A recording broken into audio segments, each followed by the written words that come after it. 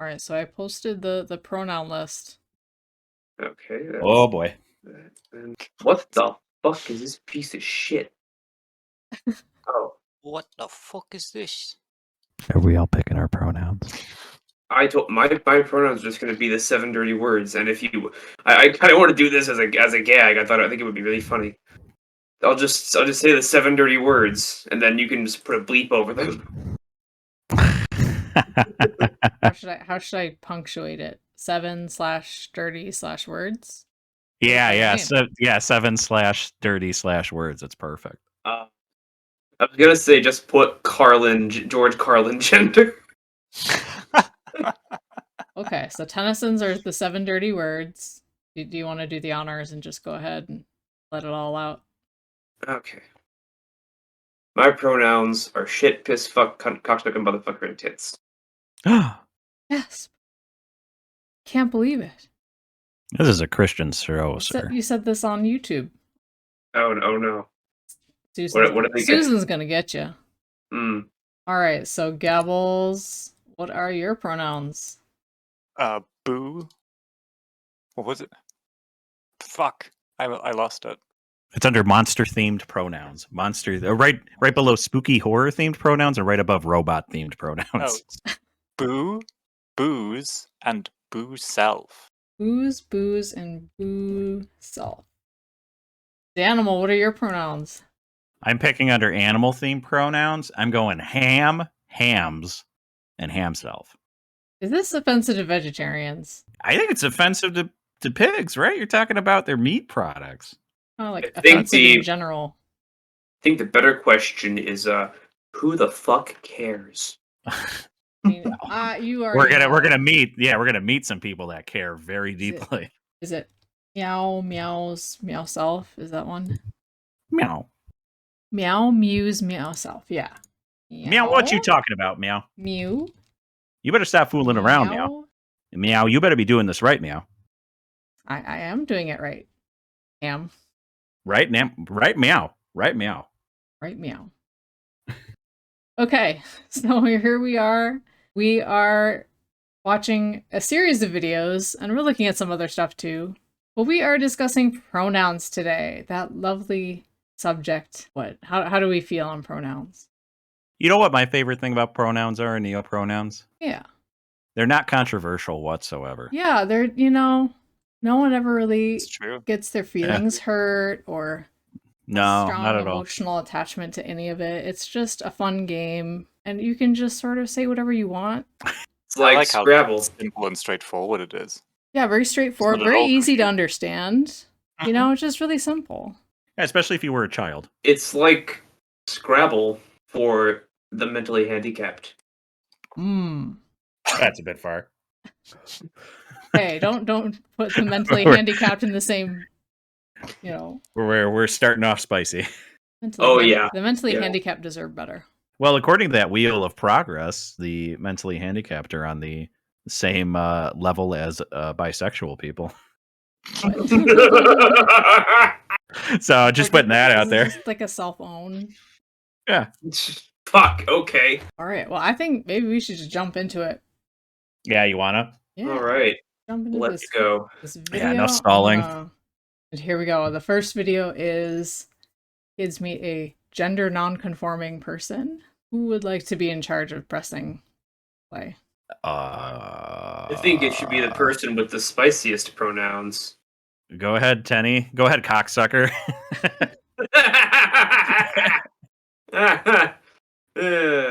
Sorry. I slipped. I'm trying to respect you. You gotta say all 7. That's true. Allison will only respond if you say all 7 of them. And if you say them all in the correct order. Oh my god. All right, motherfucker, get this on the road. All right. Don't you feel special? Don't you feel that euphoria? Let's just do this shit. If a parent offers the option, you can play with this doll or you can play with this ball, and the boy chooses the ball, my theory is because early humans, like the men, as far as I'm concerned, hunted. I mean, is there a reason why the men were the ones hunting? Humans are sexually dimorphous. Hey. You can't. You can't say that. That's illegal. You see that mullet? That mullet means that she can hunt. That can take down a true. mammoth. Yeah. You call that a mullet? Like Well, it ain't no Ricky it's Bobby like a halfway mullet. point between a mullet and a rat tail. It's extremely unattractive either way. Are there mullets in Norway, Gabbles? Do you guys have the white trash haircuts? Oh, we had them in like the 70s and 80s, I think, but they just disappeared at some point. What a shame. I've seen a better mullet growing out my ass. That's called pooping. No. Everybody does it, according to the studies and the literature. Oh yeah, No, girls don't. Oh, that's right. That's right. hot girls don't. There's a distinction. Probably because they were stronger. Oh, that edit was so good. It's like a Her hard cut. face on her. Yeah, they just- Oh, You could just play the what's the Larry David show music right yeah, after that. right there. Curb Your Enthusiasm. Yeah, the Curb Your Enthusiasm song right after that. Yes.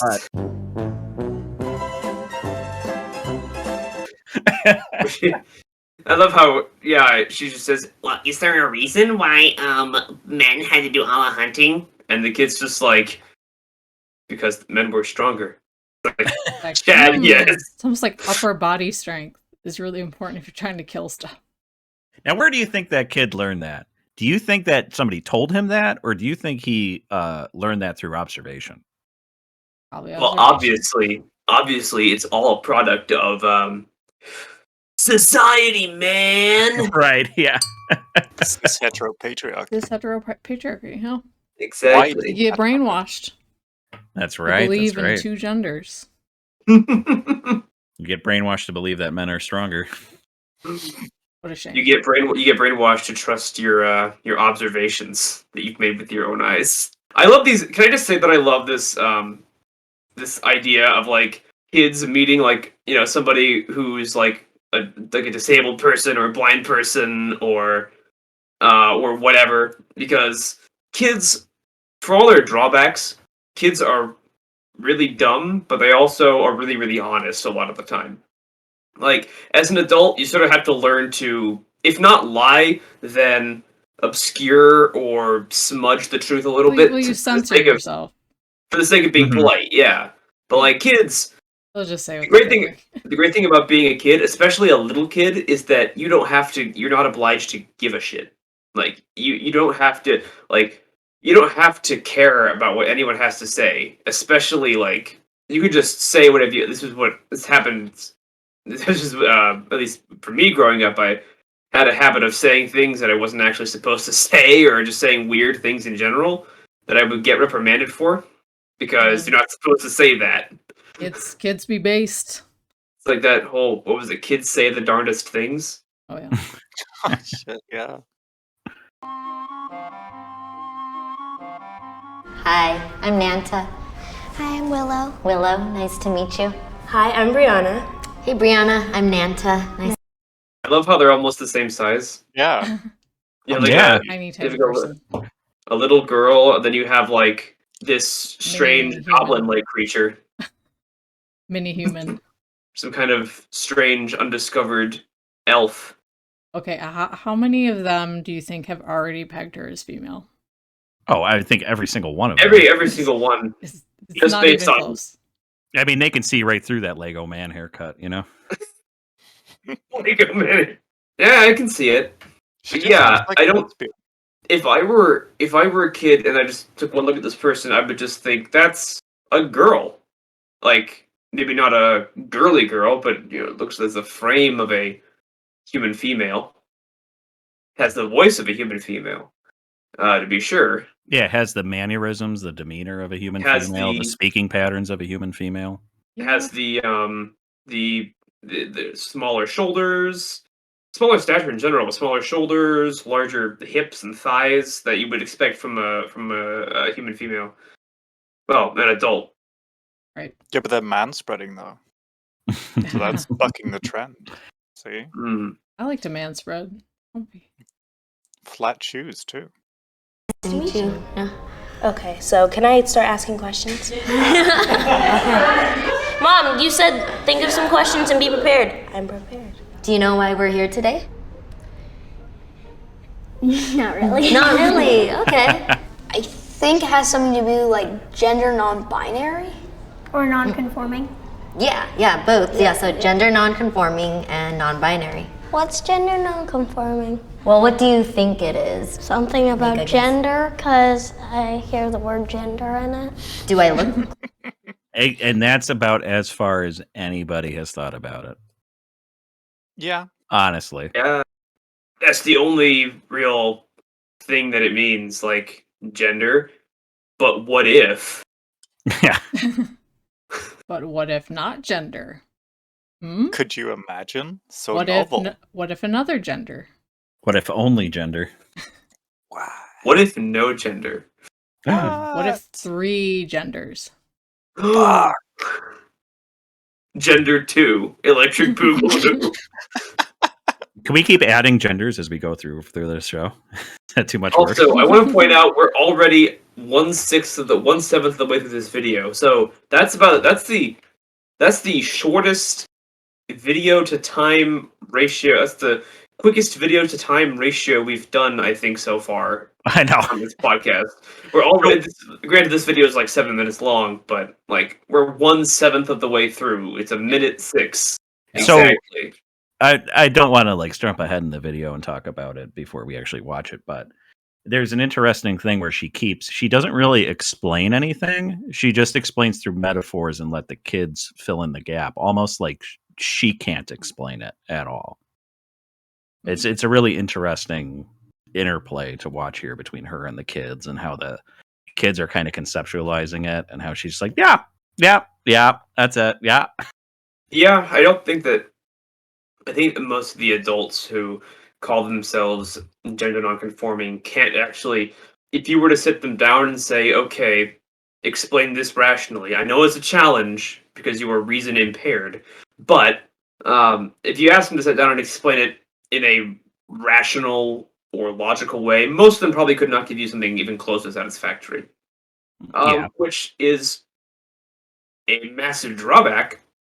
Because, like any idea, the idea of not conforming to basically sex stereotypes and sex roles, whether they're social or psychological or biological, those are things that are worthy of discussion and, inquiry, in a philosophical or an abstract sense. But most of the time, most people who talk about this stuff probably couldn't sit you down unless they were, say, an academic level sociologist or academic philosopher. It does seem to be it's always at this higher upper level, and it doesn't translate into common language at all. Mhm. Exactly. Like, unless you were talking to Judith Butler herself, or some other academic who specializes in these fields of study, unless you were talking to them directly, you probably won't get a decent explanation of the ideas, which is terrible, because if you can't settle on the ideas on a definition and get like a groundwork or a framework established or paradigm established, then you really can't talk about them in any meaningful context or capacity. You can only sort of intuit a sliver of what they might be. You're sort of grasping at shadows or grasping at smoke fumes. Yeah, to understand it, you already need to share a worldview and be versed in the ideology of gender theory, of queer theory, of those kinds of things. You'd already be versed in it to understand this stuff, Yeah. and that's. Is there? Yeah. I thought we were talking about Scientology. I mean, we are kind of. It is, yeah. It's a bit like Scientology. It's body thetans. Body thetans. Body Gender thetans and gender thetans and DC-8s.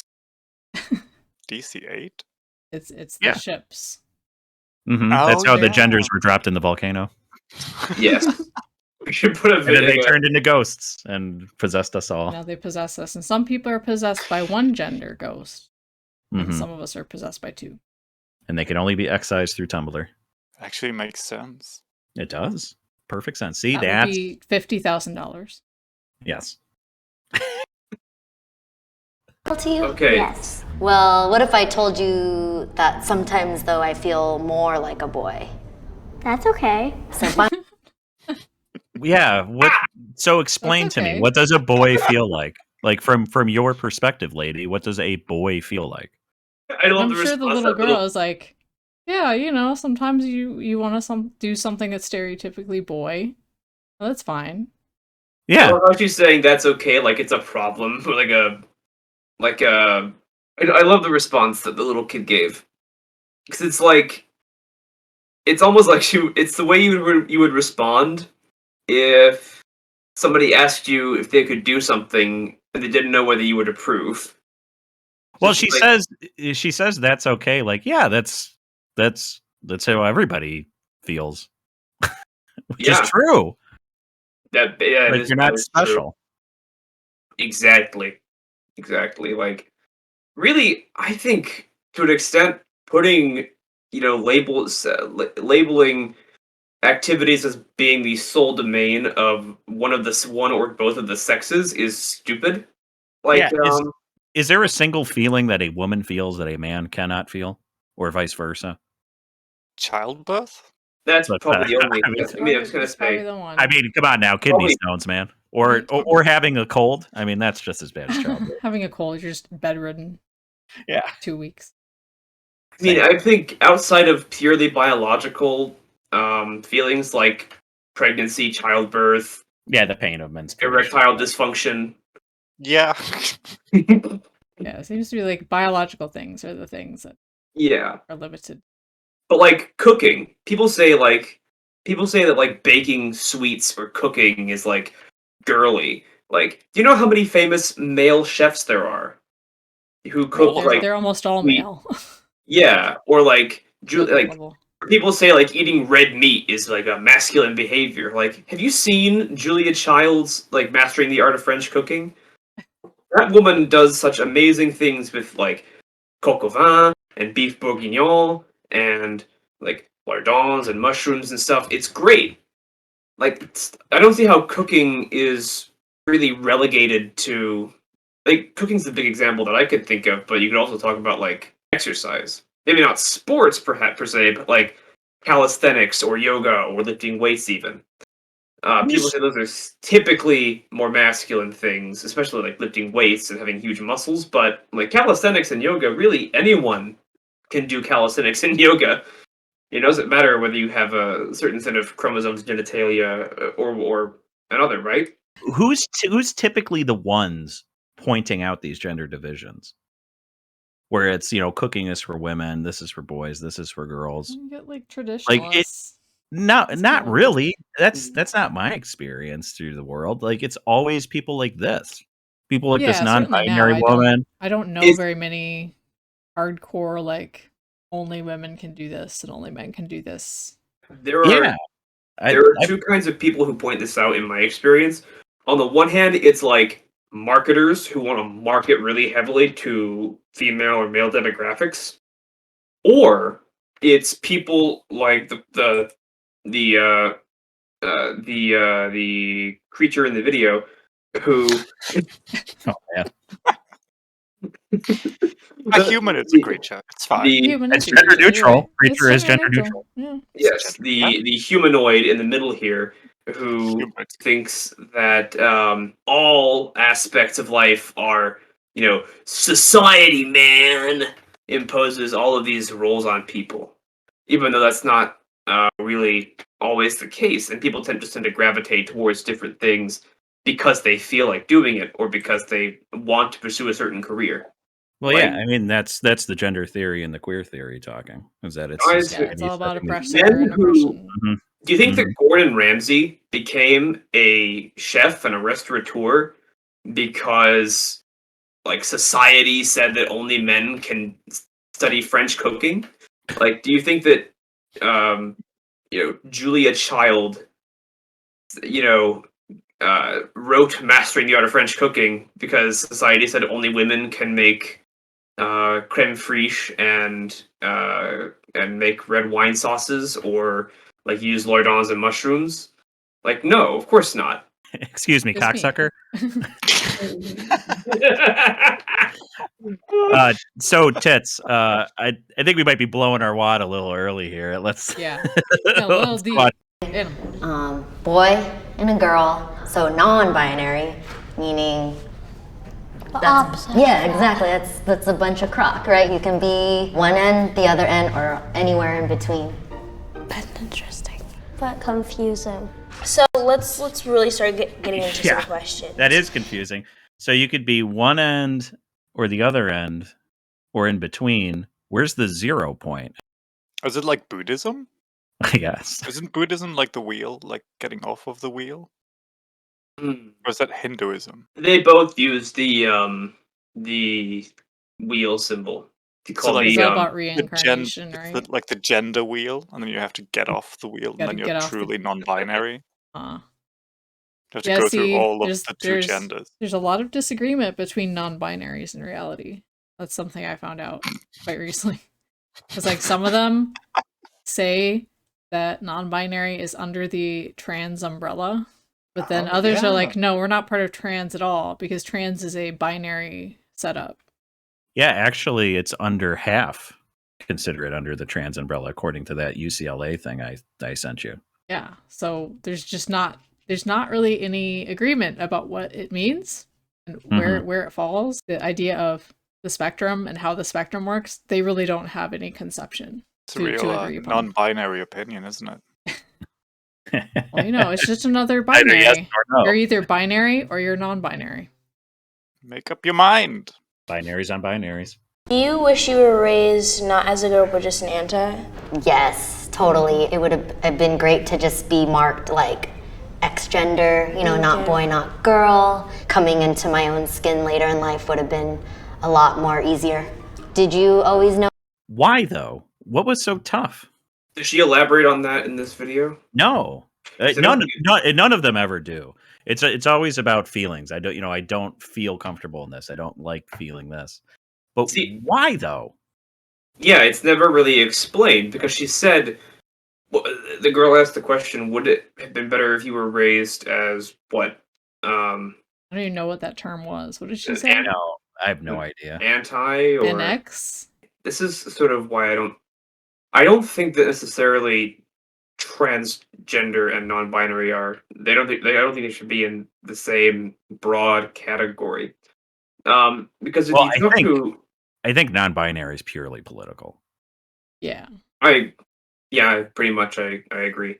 But if we're talking I've never heard a story of a gender non-conforming person who has experienced those feelings since they were little. Because if you talk to people who have physically or socially transitioned to the opposite sex, they'll say that they've felt that way since they were very, very little.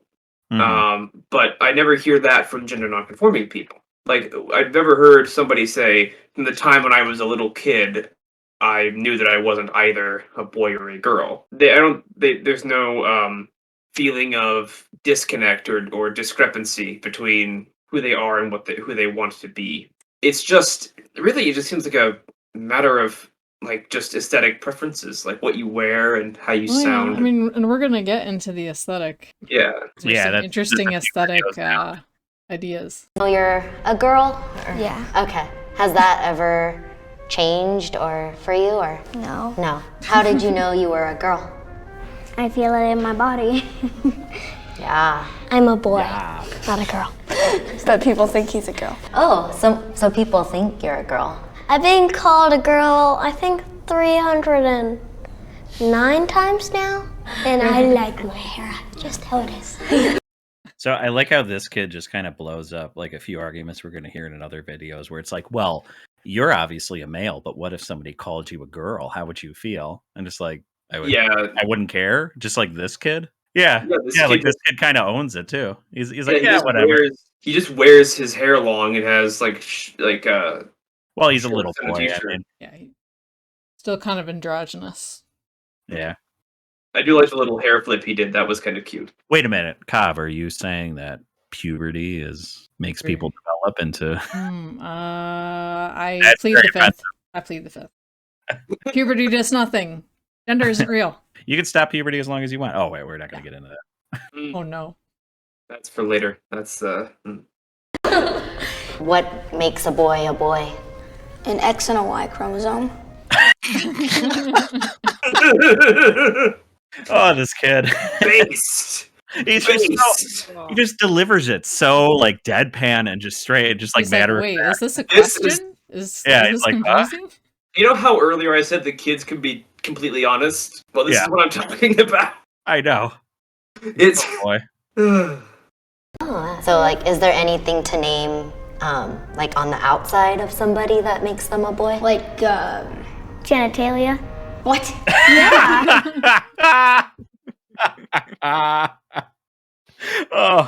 Oh, she just look at her face.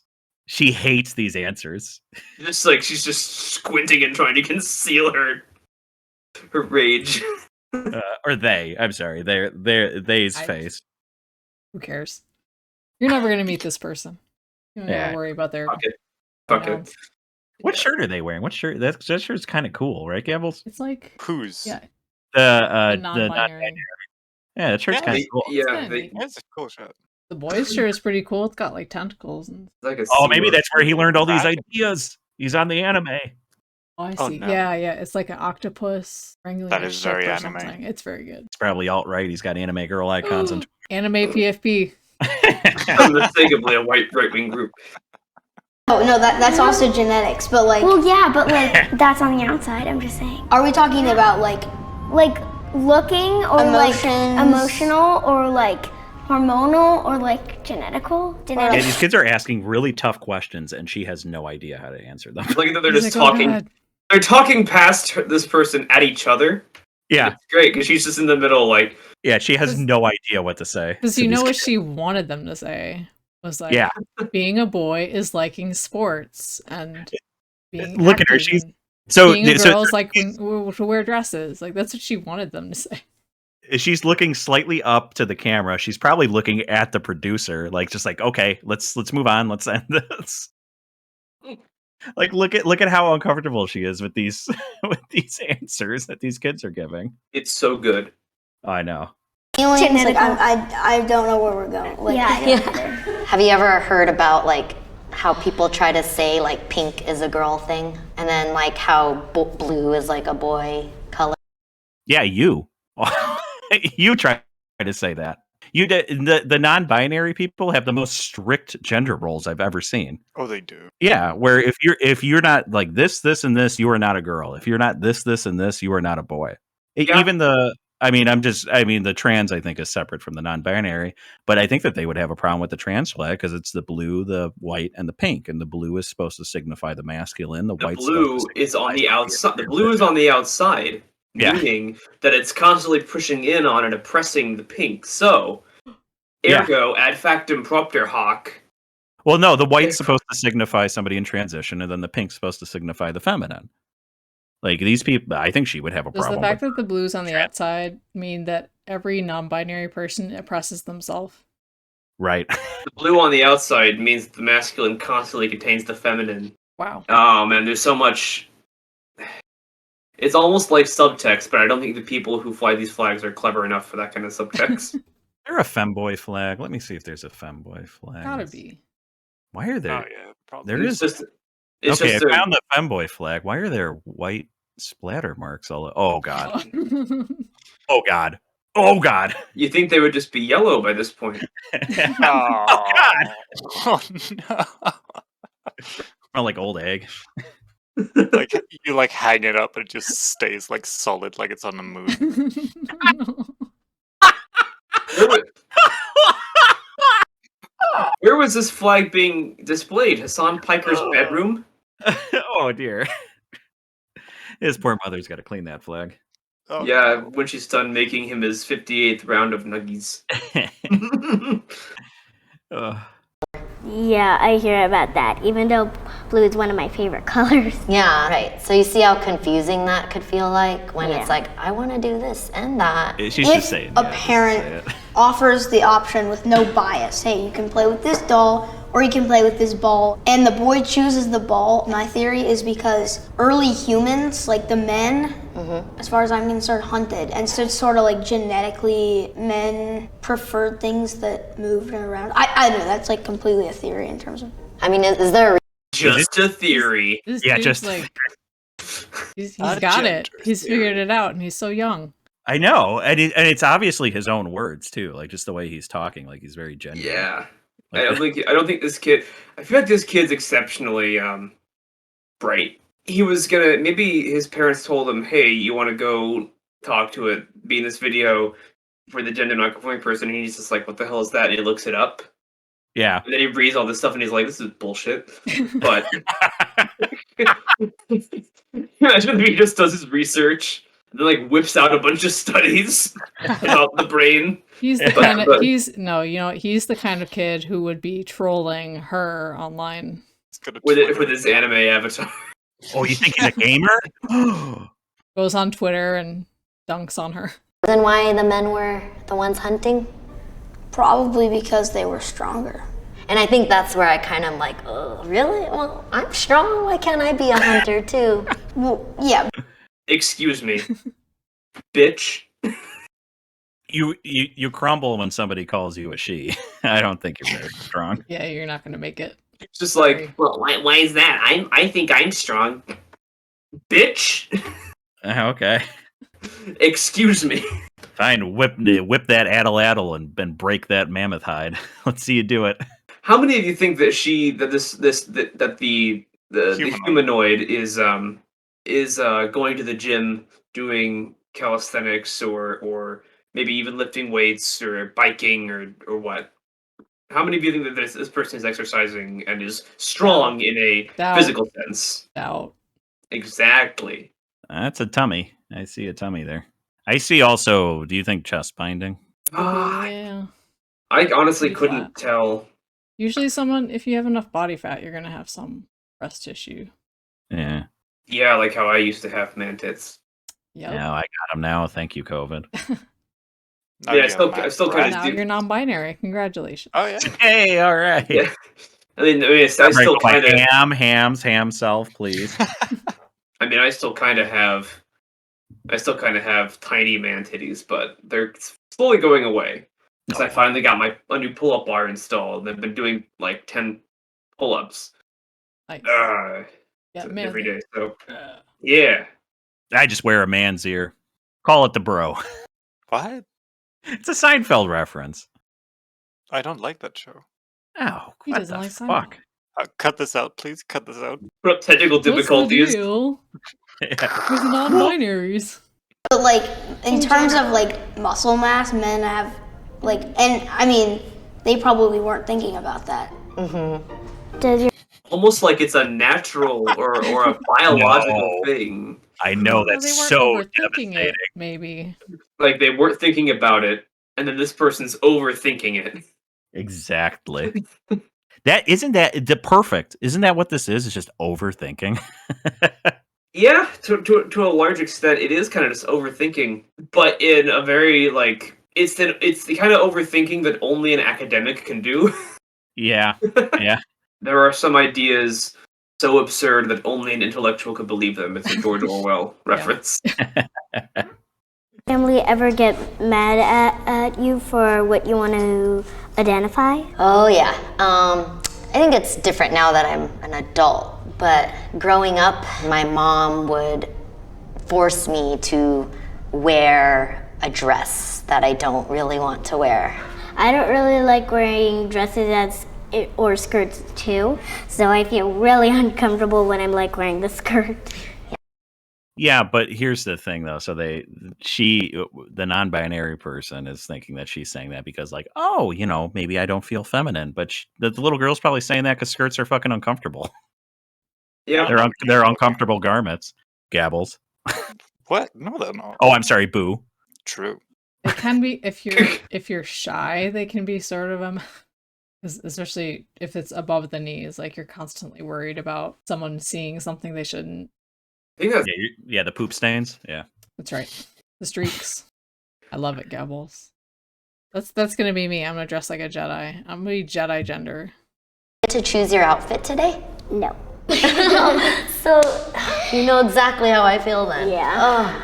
How do you know somebody's she? gender non? Yeah, exactly.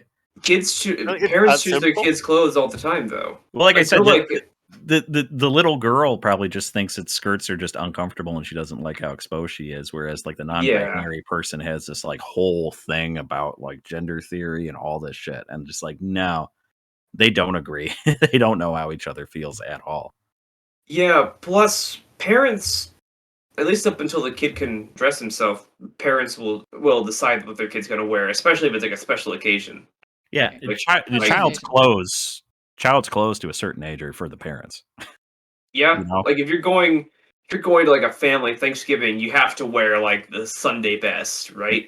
Like the special, like, or if you're going to celebrate Christmas with the family, you're going to wear those Christmas sweaters that everyone says are hideous, but I think are kind of kitschy and cute. Gabbles, did you resent being forced to wear a dress? What? I was like thinking back there. I was like, no, I don't think I was forced to wear a dress. Oh, okay. How do you know somebody's gender non-conforming?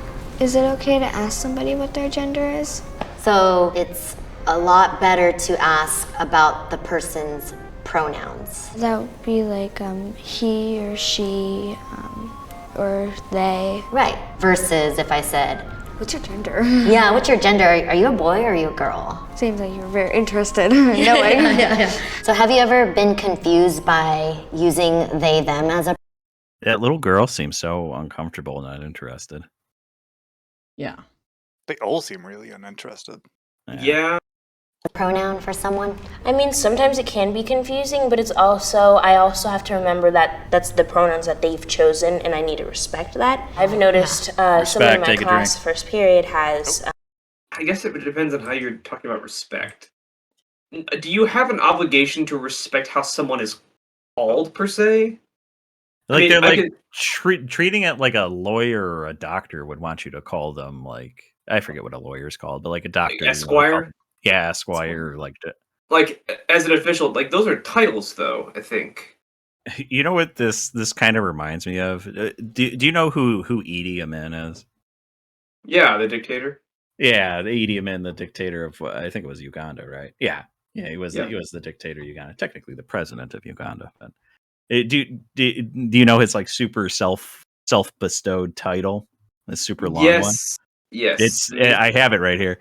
His Excellency, President for Life, Field Marshal Al Haji Dr. Idi Amin Dada, VC DSO MC CBE, Lord of all the beasts of the earth and the fishes of the seas, and conqueror of the British Empire and Africa in general, and Uganda in particular.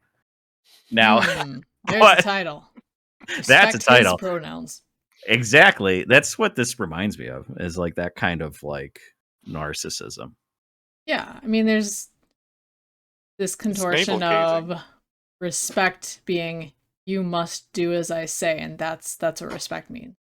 Mm-hmm. I have a particular way I want to be perceived and addressed, and I haven't done anything to earn that respect. This is usually conversations with people you just meet. Yeah, when somebody says respect me, my next question is always, or what? Based. Yeah, because you can't really enforce how people talk, like that. Yeah. You can't. Like, No one carries around like a blade or a knife saying, respect my pronouns or else. yeah, You know? respect is something that's earned. Exactly. Yeah. You can't. And I think that respect is not something you can necessarily coerce, right? Because at some point it's not. Because if you're forcing someone out of fear of they're not going to do it because they genuinely respect you and think you have earned their respect. They're just doing it because they're afraid of punishment. Right. Can I point out, because earlier when the girl asked, how do I know if someone's non-binary? The person says, just ask their pronouns. It's interesting to me that those two issues, the issues of gender and pronouns, are 100% tied together, and yet there are people who try to pretend like they're not. That sort of reminds me of that old joke. How can you tell if someone's a vegan? Don't worry, they'll tell you. Well, yeah, and that's a great point, Kav. Is that because they're so obsessed with the she and the he being tied to gender, but then, they want to separate those things. Yeah. Interesting. We'll see how it all kind of ties together later too. The pronouns that they would like on their backpack. Oh, really? Oh, that's cool. I've been to the Philippines. Oh, I like the Philippines. Oh, you've been there too? Yeah. That's where my family's from. And Where my mom's from. okay, they use the term siya. So siya is like all encompassing of every gender, you know? Pretty cool. Yeah. I see that commonly too, where they're just taking cultural things that they don't really understand because it just vaguely fits. Mm. Yeah, two-spirit. You see that with the thing that's in Hinduism. The Hydra. Yeah, the Hitra, like the yin and the yang stuff. By the way, I like that little, like when the little girl's like, "Yeah, my mom's Filipino." She's like, "Ah, yeah." Like, like she's like, "Excuse me, I'm talking. I'm talking. That's great that you're also this. Whatever, I'm talking." That's kind of what the tone of that was. It seems to be a trend of dumbass Westerners, most of whom, let's be honest, are white middle class idiots Mm-hmm. who they go to college and they take maybe a couple cultural studies courses or anthropology courses, and they learn about like other cultures, which is great. But then they have a preconceived idea of what that culture is like and what its gender and sex roles are like. And so they see, oh, maybe this culture in say Fiji had a group of biological males who acted like very effeminate and participated with women's roles in society and in festivals. And it's like, huh, what if? And they appropriate that and they use it for themselves. They try to apply this or use it as a justification for their own weird ass behavior. And I think that's sort of just a sort of imperialistic sort of cultural imperialism because they're imposing their interpretation and their values onto other groups of people because they think they are correct and progressive. And then they try to do that with like with Latinx, that whole thing that's been going on like the past couple of years. That's Latinx. That's not how the Spanish language works. That's not how the Portuguese language works either. The language is spoken by Latinx peoples for the most part, the majority of them anyway. And it's been pretty frozen at like only like 2 or 3% of Latino or Latina people use Latinx to describe themselves. Oh yeah, because most of them don't give a fuck. Yeah. Which is great. Because Latinx is probably the best example of this that I can think of. It's basically the white man's burden, but minus instead of British imperialists going over to Africa or wherever, it's a bunch of wasps from America telling people from Mexico, Cubans, Chileans, Argentinians, people from Brazil, people from Suriname, people from the Caribbean who speak Spanish and Portuguese, languages that have more distinct grammatical genders. No, your language is wrong. Your culture is wrong. This is what you will learn instead. It's very, very imperialistic. Doing that in the name of tolerance actually sort of because I like to do it as sort of a plea for toleration, which I think is undeserved. It's very much a form of fascistic proselytization and imperialism. Well, I think I would even be more cynical. I know you described it as they go to college and they study these other cultures and pick the details. I think I would go even more cynically. I don't think they even do that. I think they go to college, they study gender studies, and they study all this other stuff, and it's all very Western. It's all invented by like French/European philosophers who are just babbling on about stuff that doesn't make a whole lot of sense. And then they go back and they rifle through whatever constructs they can see in other cultures just randomly, and they'll see something that kind of looks right and they'll pick it. They don't have any actual background in these cultures. I know with the Indian class, Hydra. Like the Hydra, from what I understand, it's absolutely not a trans thing. It's not a non-binary thing. But they will see that, and because it kind of aesthetically looks a little bit like the Western understanding of gender, yeah, they take that and they use that as an example of what they're talking about. And it's like, no, you're applying these very Western, modern philosophical takes, and you're applying it to a very different culture that doesn't understand that. Yeah, I thought the Hydra thing has to do with kind of a more ancient sort of that area of the world understanding of like eunuchs and sort of like a It's like sacredness, eunuchs and pureness of eunuchs. Because there was like the Coptic Christians that would do that. Eunuchs served in the advisory roles for like the Chinese emperor, like famous I eunuchs. mean, the eunuch class, The Syrians. it's a big Yeah. deal, and they are, used as prostitutes essentially. In India? Yeah. Oh, okay. Yeah, I know in other areas close to India that eunuchs would serve kind of a role of like higher nobility, authority. They're a very, as I understand, they're very oppressed. Mm. They're basically bottom of the barrel. It's not exactly a happy celebration of the third gender. But it kind of fits, so it's going to be tough. Kind of sort of fits if we tweak it and mistranslate it, and then it works. And ignore the context of the Yeah. culture. Yeah, just ignore all that. Well, I mean, this happens for Norwegian culture as well. You guys familiar with the like shield maidens and stuff like that? Oh yeah, Like female Vikings, basically. Right. Mhm. There was a thing where the way they used to categorize like Viking graves, and they were buried with a sword, so they were probably a warrior of some kind. And now that's become a problem because a lot of the people who were buried with swords turned out to be women. Like when they did DNA tests, I say a lot, some. And essentially, there's been a lot of articles about like ancient Viking warrior may have been transgender. Yeah. Like, well, they probably weren't. They You're were probably just a female. woman. Yeah, who had their dad's sword or something. They died a rich woman. Yeah, I'm sure a sword was an important symbol of Well, it's a lot of their steel. nobility. Yeah, it's an Yeah. expensive piece of equipment. Yeah. Oh yeah, Yep. very much so for the Iron Age. Yeah, Mm-hmm. it's no axe. There's a girl who works at my tutoring center, and she goes by they, them, and then a lot of times, I just didn't call her she, and then I'm like, oh wait, no, I'm sorry. Yeah. Did she ever, see, even I made that mistake. Do they ever address it? You see how confusing and just not natural it is, even for somebody that buys whole hog into it. Yeah, it's decidedly unnatural, or maybe not unnatural, but just stilted sounding. Yeah, Because we know that forced. Yeah, forced. Mm. Because even though singular they has been a thing since like the 15th century, I think it was 14th even. Earlier. 14th century. Oh, we got videos that say it's the 14th or the 16th or the I think 18th. the Oxford Dictionary pinpointed a usage in like 1375 Oh, okay. in a poem. But obviously, linguistically, if we want to talk about they for a second, they is a singular non-gender pronoun. Yes, it's been around since probably the 1300s, but it was never used for a particular individual to designate them as they identify as neither male or female. That was not a thing. Mm.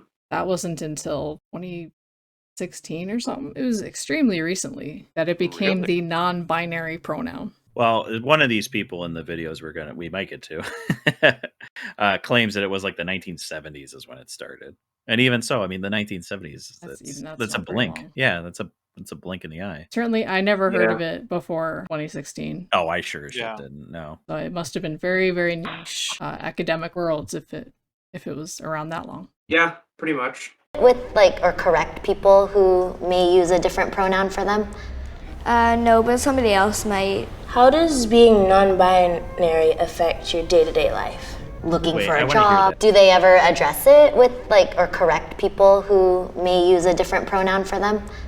No, but somebody else might.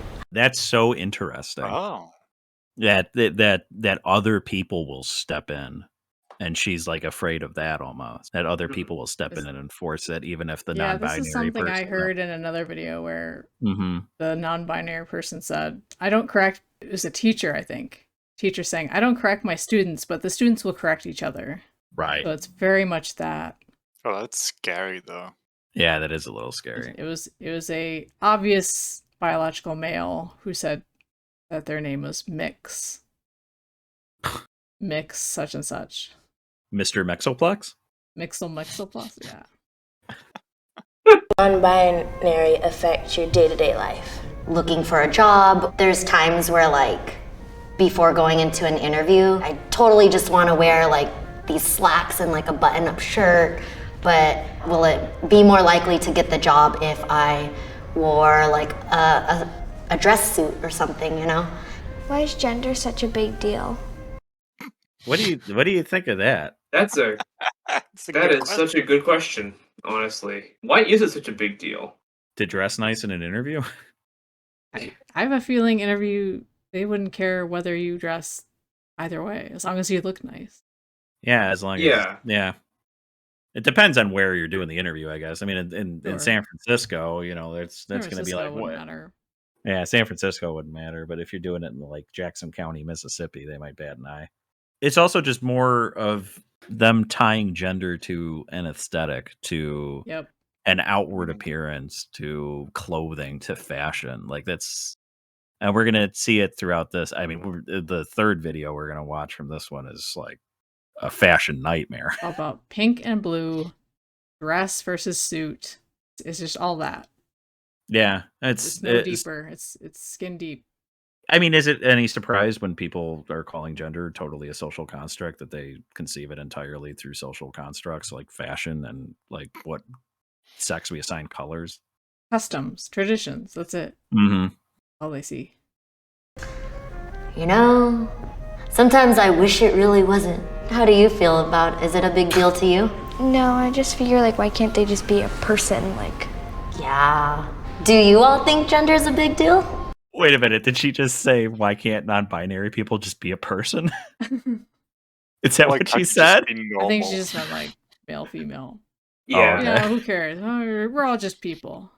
It's like, exactly. Sure. Honestly, that's sort of the attitude that honestly should be taken here. Like, who gives a shit? Like, See, this is where I don't believe them though. When non-binaries say stuff like that, like, I wish it wasn't a big deal. Like, no, I'm talking about No. the kids. no, I understand, but when non-binaries say it, like she just Oh did. yeah, She's like, like, oh, I kind of wish it wasn't a big deal. Like, no, you. wish that society would stop This is how you define everything about yourself. You can't tell me that you wish it wasn't a big deal. It's the central core of your identity. Is defined by not living in it. Yeah, What and happened if it didn't exist? Where would you be? You would be just some other person no one would pay attention to. No one would be interviewing you. exactly. yeah, what makes this person anything other than just like why are they an interview subject right now? I don't know anything about them. I don't know their life. The only thing I know about them is that they're non-binary and they're Filipino. Like what is interesting about this person? Exactly. That's there's all they nothing got. This person is hollow. There's nothing to them. They don't. And effectively, they don't exist outside of just a physical appearance. Like, if you were to ask this person, "Who are you?" and you can't say you're non-binary or you're Filipino. Who are you? They wouldn't be able to really give you an answer. They wouldn't be able to describe who they are without describing what the person looks like, what their name is, what their gender identity is. Describe this person. Oh, I know. A bitch. Okay. No, but Well, seriously, yeah. Navel gazing bitch. Kind of Yeah. boring. Pretty much. Basic bitch. Very, very into herself, narcissistic. Mm.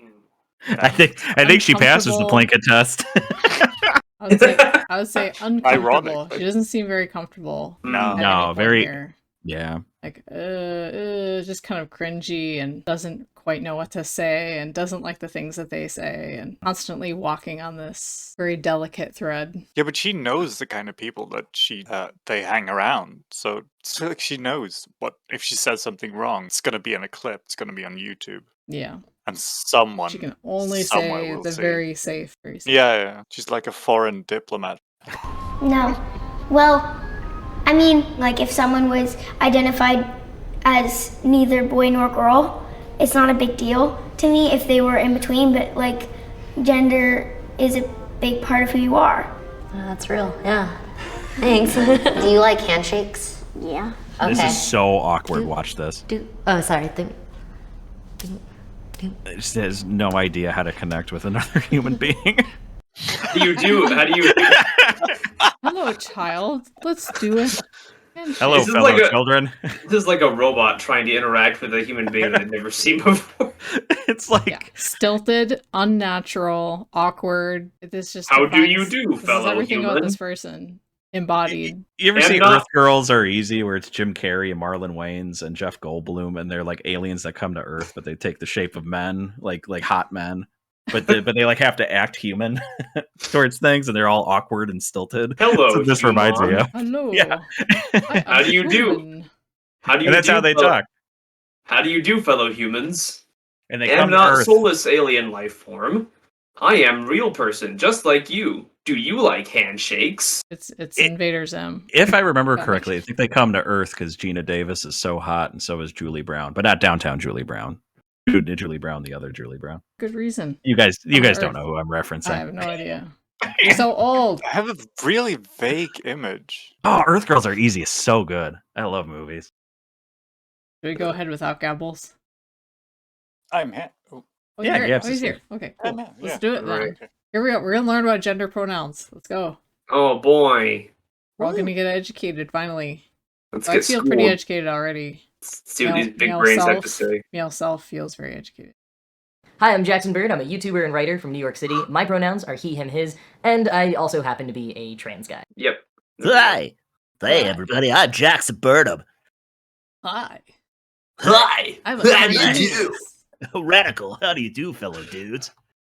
How do Tubular. you do, fellow dudes? How do you do? Hey, bro. Whoa. All right. Oh, He's like radical. a sped up version of Snake from The Simpsons.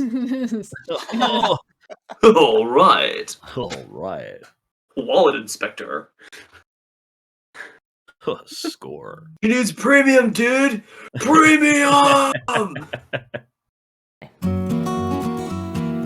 Pronouns are words we use to refer to each other or to objects when we aren't using their names. I used one right now. There. That's a pronoun. There. Most of us just learn about she, her, and he, him as pronouns for individual people, but lots of people use other pronouns like they, them, sie, here, and more. Sometimes people get confused or even upset about these more gender-neutral pronouns as if it's somehow a personal affront on them, but we naturally use singular they, them pronouns without thinking about it. Like, if you saw an abandoned phone at a cafe, you might tell the barista, hey, someone left their phone behind. And according to the Oxford English Dictionary, the singular they pronoun has been in use in the English language since at least the 16th century. Right. I think there's a distinction we have to make here. Yes, it's been used for when you don't know the person's gender or their sex. Like if you don't know the Or you're just generally referring to a person an informally. object. Yeah. Because objects in English, like non-living things, don't have a gender in the way that, say, male and female animals and people do. English is different from other languages that do gender object. Yeah. It's in fact, I think pronouns are pretty much the only thing in our language that are strictly gendered. I think you can make an argument that English's grammatical gender isn't so much male versus female, but animate versus inanimate. Because things that are, we typically use he and she to refer to people and animals, right? Yeah. Say, that buck, his horns are big, or that bird is guarding her eggs, right? That buck is broken. Yeah, that buck needs some breaking.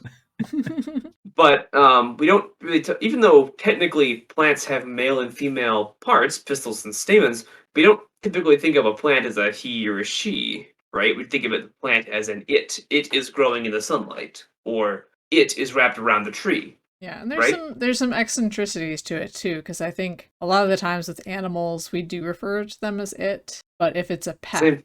if it's a like a close to you kind of animal, you may be more likely to use gendered pronouns because it's more almost humanizing. We think of it, we think of it as very dehumanizing. We don't naturally enjoy. Yeah, we usually refer to wild animals as it. And also, we spend the only objects that I think of that we refer to with gendered pronouns are machines, vehicles, and weapons. Like, but exclusively we use the feminine form. For instance, people will often refer to their cars or their ship as her, right? Like Captain refers to his ship as her, because ships often have feminine names, like the Queen Mary, for instance. In fact, the word gun as a firearm originates as a shortened form of Gunhilde, which was an Icelandic woman's name, because sailors and soldiers would give their guns and their cannons and so on feminine names because the cannons were often on the ships, and it was to remind them of their spouses. Hmm. And I was so thinking about the movie Cabin Boy, the name of their ship. It's called the Filthy Whore. That sounds reminds about you of right. your wife. Kidding me? Yeah, it is interesting. We have slowly adopted some gender roles for objects, but it's very limited still. It does seem to be very much tied to the animate and inanimate, as you said. I do think it's fair, because I think when I think about they, I mean, the example this person gave here with, hey, someone left their wallet. Obviously, it's an indeterminate or an indefinite. Probably just indeterminate gender. I don't know the gender of the person. I do think we at times, I know I at times will use they to refer to people who I know their sex. And Right. I'm referring to them as an individual. That, oh yeah, they went to the store. And it's not to say that they're non-binary. It's just, you slip into that form, I guess, at times. But Yeah, again, it's it's never been about non-binary gender identity. For us trans people who have maybe had to work very hard to be seen in the world as the gender that we are, pronouns are particularly powerful. If you're a cisgender person, in other words, someone whose gender aligns with the one you were assigned at birth, just imagine what it would feel like if everyone insisted on referring to you with a different pronoun than the one you use. It's frustrating, it's demeaning, it feels like no one is listening to you or respecting a core part of who you are. If everybody used it, I wouldn't notice. I'll respect. Drink. If everybody used it, it would be normal because everybody uses it. Right. Why would I care? I don't understand this. So I think again, there's a question of whether or not, again, you are obligated to respect not so much what a person is, but what a person prefers to be called. Of course, there are some people who think that there should be laws that that compel you to refer to a certain person by certain pronouns, or rather, would punish you for not doing so. Well, yeah, there's that law in New York, And it's starting to be a thing in education. Or I know I think in Virginia there's a lawsuit right now because there was a teacher who refused to use certain pronouns and they got fired. So they appealed it, and the court, I think the state court, said it was a violation of his free speech rights. It's a way more complicated legal issue than I think people fully realize. That's true. And I think, as I said before, you cannot really compel respect. Respect cannot be coerced out of a person. Yeah, and you know what this brings to mind for me is they have a very strange conception of how names work, especially for regular people. When it comes to names, we all have given names. It's not the process. We don't get our names, via a voting process, or at some age we decide on our own name. We all pretty much operate under given names. Name is given to us. It is yeah, not... the name is given to us, and very few people stray away from that. Yeah, unless you absolutely hate it. And what I hear when I hear this argument, like, well, if everyone called you this thing and it wasn't what you wanted to be called, how would you feel? And I think for most people don't have any conception of that experience because we all almost have given names and we don't feel negative about them.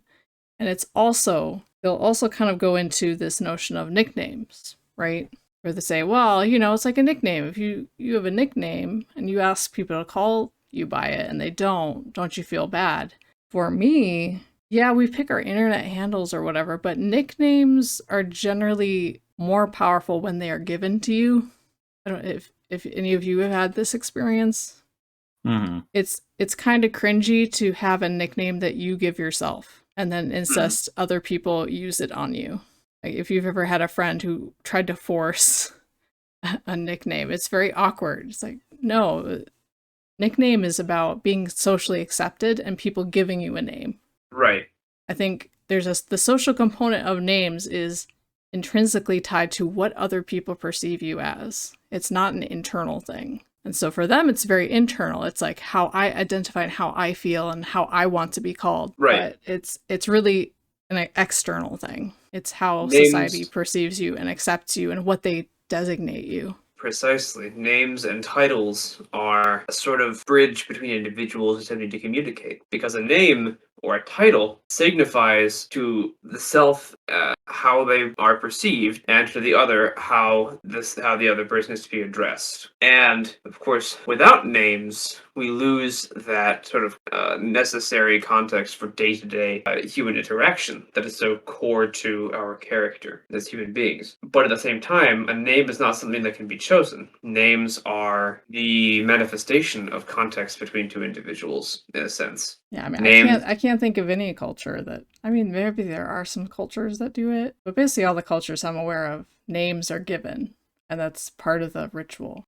Even in Society recognizes you and gives you a name, and it's a sign of respect that they give you a name. the only instances I can think of where people choose a name is if you were becoming a member of a religious order. Like if you are becoming a Christian monk, you might become Brother Francis or Brother Paul or Brother Michael. Or if you're becoming member of a Hindu sect, you might become a name that chooses like whatever deity you're worshiping, Krishnananda, the joy of Krishna. So are we saying that's a religion? It's Oh boy. it is sort of has religious undertones. But even You then, adopt a new name. oftentimes the adoption of new names is informed or transmitted from a master to a pupil. It's not just something somebody comes up with on the fly, you know. Right. Like, you know, it's not even then, it's a negotiation between master and student, between brothers or sisters of an order. Because if you become if you take the name of Francis, if you become a monk, and become a monk like say you take the name of Francis from Francis of Assisi, that is a negotiation in itself, or a relation between you and who Francis of Assisi was, and the ideals he had, the life he led, and so on. There's certain expectations put upon you as to what sort of life you're going to live and what you are supposed to, what you are going to embody as a result. Yeah, and those things would not be self-selected. And that is why someone's pronouns aren't optional. What they tell you their pronouns are, that's the pronouns. Not optional. Not optional. Gotta do it. Just gotta pull a gun on somebody. They, them, or else, buddy. It's like you're walking down the street and a mugger jumps out with a knife. Mm-hmm. Respect Doesn't my matter pronouns. what you think. Doesn't matter what you think. You gotta do it. Yeah, it's or what? compulsory. I don't. Yeah. Like, I guess they just won't talk to you. It's Or this they're gonna- coercive element to it that just They'll shame you in public. They'll say you're transphobic. coercive, not just coercive, I think, but narcissistic. yeah. Because narcissistic people will often, and I think it's a symptom of narcissism anyway, where they will coerce people into doing things their way, whether that person likes it or not. Yeah, and you know, the other narcissistic element is how often do you use a person's pronouns to their face? Yeah. Yeah, it's never something it's you a use while they're way there. it's a way of controlling conversations about them when they are not present. It really Like is. I get to police how you talk about me when I'm not even there. Like that's the level of control here. Right. It's very creepy. They aren't a preference, and they aren't up to you to decide which pronouns to use for someone else. My speech is up to me, though. And I can refer to a person any way I want, because you, as a moral or ethical legislator, don't get to tell me what words come out of my mouth, ultimately. Like, no one can command anybody else to say certain words any more than they can summon, say, lightning by standing on top of a hill and screaming into the wind. Like Saruman in that one scene in Fellowship of the Ring. But they always tie it to the gay rights movement. Like that's kind of what they're hitching their wagon to, right? And that's like this like forcing of it. That was in like the founding document of like what kind of made gay rights movement successful. They specifically advised against that, against forcing people into accepting it. How about can you live and let live? Mm-hmm. Precisely. This is not it's not optional. It's not a live let live. You have to buy in. There's no other choice. And by the It way, is- just for the audience, the document I'm referencing, I already referenced it in like the first episode. I love calling back to that first episode.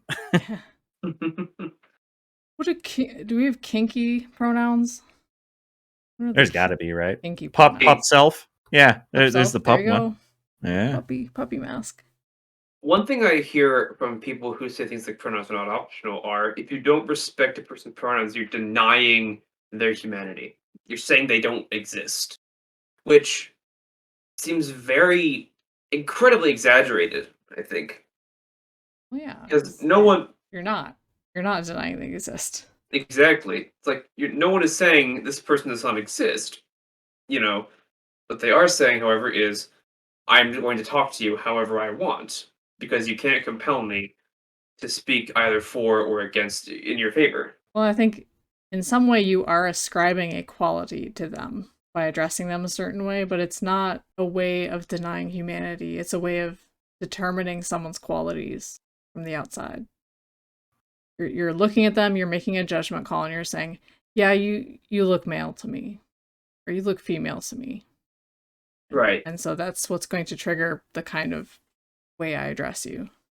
That's something we all get to declare for ourselves. And quick pro tip, even when you're talking about someone in the past tense, maybe telling a story about them before they transition, you should still use the name and pronouns they currently use. Yes, time travel. See, that Yeah, doesn't make that's sense, though, always weird. because Like, what if they've published something under their birth name? No, you though? gotta scrub it.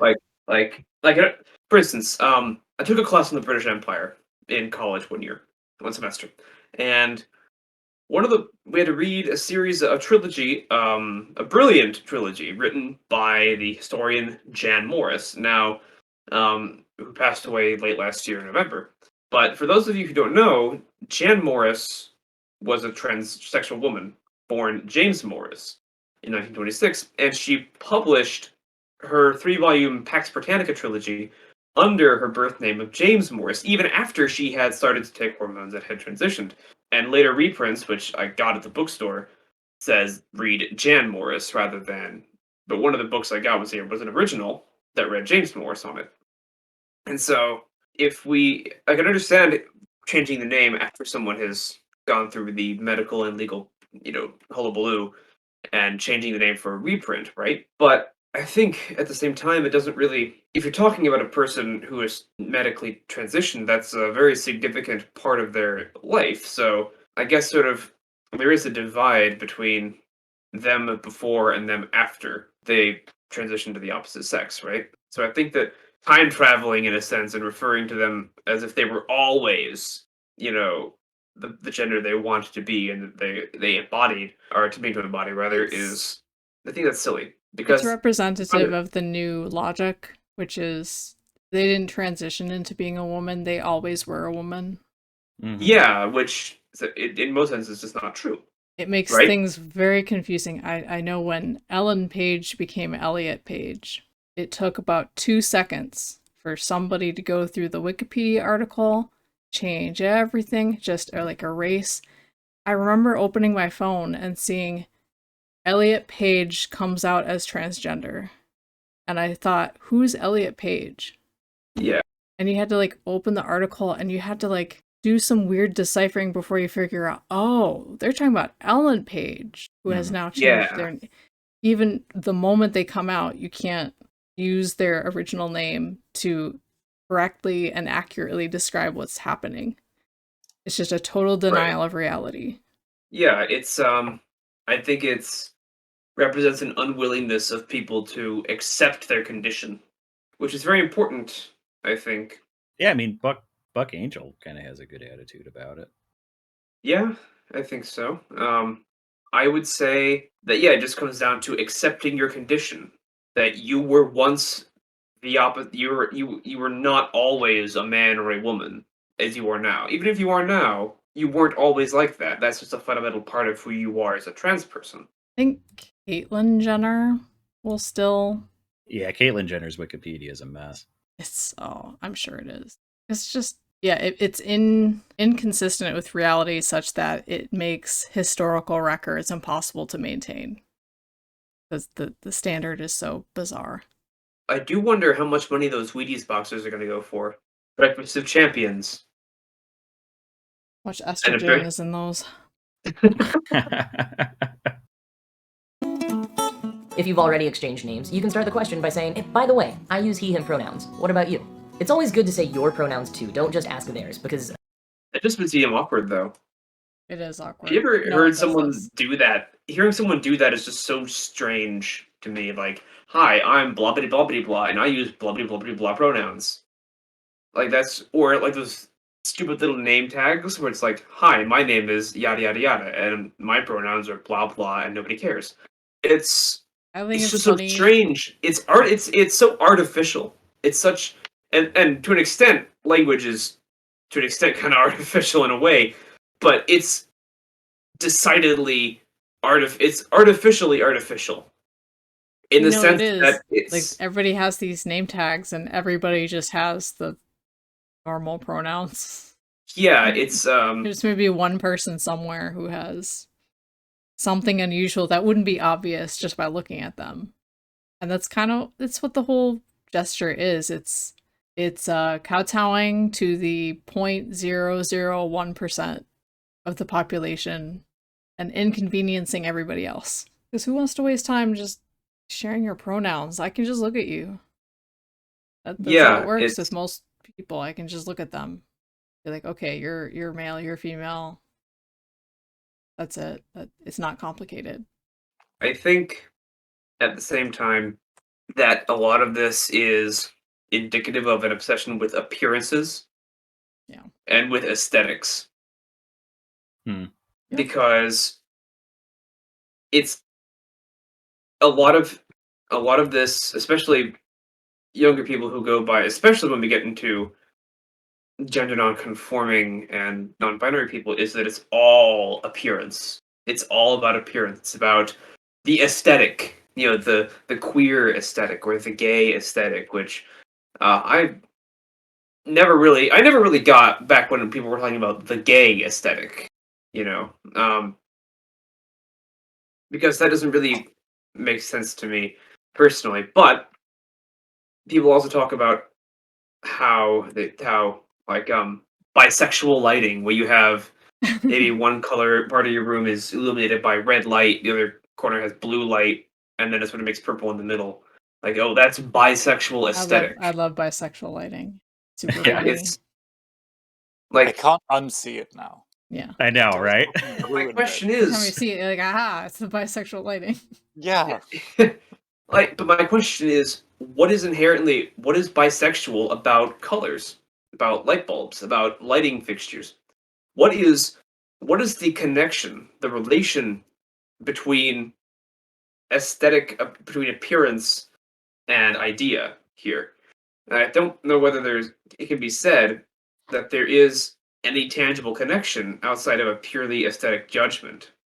It's not as if there is something innately bisexual about, red and blue lighting or purple lighting. Like there's nothing there's nothing innately bisexual about colors, right? There's no real relation outside of shallow aesthetic judgments. And I think that a lot of these people are basing their entire lives and their entire identities off of just that shallow aesthetic judgments, fashion choices, makeup, black colors, matching clothes. It's all just shallow aesthetics. And I think the problem with aesthetics is that aesthetic judgments is that you shouldn't use them as a basis for anything because they are temporary. They are they're grounded in perceptions. They're grounded in sensory data that comes and goes. They're based in thoughts that are not continuous. They They're also arise, they play out and pass away. culturally determined, and cultures change, and Precisely, like the they meaning are. of all those things will change. It's like how people say, well, society says that blue is a boy's color and and pink is a girl's color. When really in the 18th century, it was quite the opposite. Like a darker pink was associated with a lot of like richer families dressed their boys in like a darker pink style of clothing because it was seen as a diminutive kind of red, right? Yep. And red, of course, was a manly color. Noblemen dressed in red, kings dressed in royal purple, of course, and women dressed in like light blue, pleasant like blue bonnets, for instance. And again, with like cooking, people say cooking is a man's job or woman's job, or eating red meat is a masculine thing. And if you eat vegetables or if you're a vegetarian, you're like a soy beta girly sissy cuck or stuff like that, right? When there are plenty of women who eat red meat, and there are plenty of men who eat who are vegetarians. No, they're not. But not vegans. Plenty of Indian Not men. vegans. But gays. You're vegan, you're automatically gay. You're a type In of my gay, book. I think. Yeah, definitely queer. It's under the queer umbrella. Absolutely. Who? I have to bet somebody puts vegan under the queer umbrella somewhere. Oh yeah, there's definitely God. somewhere there. But it's also they're just like so they're taking like these like being gay and they're like bringing it down to like these stereotypes too, and like they're the ones doing it, Right. you know? Because they think that society is the problem. Right. You know, it's and it seems a lot like a lot of their rhetoric is just pissing in the wind, constantly screaming about society, man. Like, we gotta take down the man. Society. Again, you're making them feel like the odd one out as opposed to welcoming them in. I understand, but you are the odd one out. Sorry. Yeah. Sorry, You sweetie. will always be the odd person out. Accept your condition, accept your state of being. Like, And then just gotta grapple accept with it it. and Just get used to it. It's fine. get used to it and Quit- do quit your best to expecting- appear the way you want to be addressed. Quit and- expecting problem. to Look. become. Quit expecting to just blend into the crowd. You know, why would you want to do that? Embrace your eccentricities, your condition. Be that which you are, like the ancient. and maybe just stop caring about what strangers say about you so much. Exactly, Like, and it's listen. like that. It's like that ancient Sanskrit maxim: "Tat tvamasi," that which you are, that thou art. I mean, look at me. I accepted my station in life, I don't know, position. Like, I know that I'm like not the most common type of person in the world. I got a totally stable, happy, loving relationship that's been going on for a decade. I got my own home. I'm doing well for myself. Like, come on now. Exactly. I can speak from personal experiences that just trying to be like everybody else is not only boring, but can be kind of damaging to And tiring. exhausting. Nobody wants to be truly normal, but at the same time, don't be a fraud, don't be a phony, don't make up identities and magical personalities that could be whatever you want them to be. Don't turn yourself into a unicorn. Well, right? oh shit. He. Oh, Fuck. gonna get canceled. I know. I mean, they're talking about like just like finding normalcy in the world, and the world giving that to them. I had that long rant at the end of the Disney video, but the world's not going to give that feeling to you. Like that's something you give yourself. I think what they're searching for isn't normalcy, but it's peace. And Yeah, I think peace is not something you can find in this world. Peace is something you find sort of within oneself. yeah, within yourself. Yeah. I was watching. Way to go, Peterson. Exactly. Speaking of which, I was watching Michaela Peterson and Jordan Peterson interview Seamus, the guy from Freedom Tunes, Uh-huh. and they were talking. It was talking about his Catholicism, and he said, "You can't find peace in the world. Does not give you peace." He says that for him, only God can give him peace. Well, of course, the Catholic would say that. But I think it applies in a broader sense, in that you cannot find peace in this world. You have to find peace with yourself, with your own soul. And Mhm. once you do that, you will have attained what they call the peace that passes understanding. Yeah, and that's what everybody does, by the way. That's what everybody does. Not just, it's not just people who are outside the bounds of, normal, what people think of as normal or anything like that. Everybody does that. Straight people, the straight wine mom down the street with 4 kids has to do that. Yeah. You know, Exactly. Everyone has to negotiate between the individual and society. mm-hmm. And find that balance. How much should I adapt, and how much should I stand my ground and be myself? How much should I individuate? Sometimes, and not so much with a person like this, who I think is probably just trying to blend in, but when you talk to, say, someone in the next video, someone who's non-binary and very clearly dressed and in appearance, it's like they never quite got past the individuation process. Yeah. As a Yeah, teenager, they're just like eternally trying to individuate, and they never loop back around to finding your station and finding your place in the world. So they're just left adrift, constantly adopting new pronouns and new genders. Exactly. It's like, okay, it's okay to do when you're a teenager. Like, I don't really begrudge teenagers who call themselves silly things and play around with pronouns, because you're a teenager, you're dumb, you're trying to find yourself. I get it. But once you're an adult, it's time to stop that and get a job and be responsible, and you have to help other people. Stop worrying about yourself. You have to understand you have to grapple with your own existence. You cannot live in a made up palace, as it were. You must cast aside the things that are childish, and you must instead embrace existence, complete existence. Existence that knows. You must embrace. How do I put this? Unironically, get a job, hippie. Yes, that is like, own property, man. Yes, I can, because I'm not a broke hippie. Nice.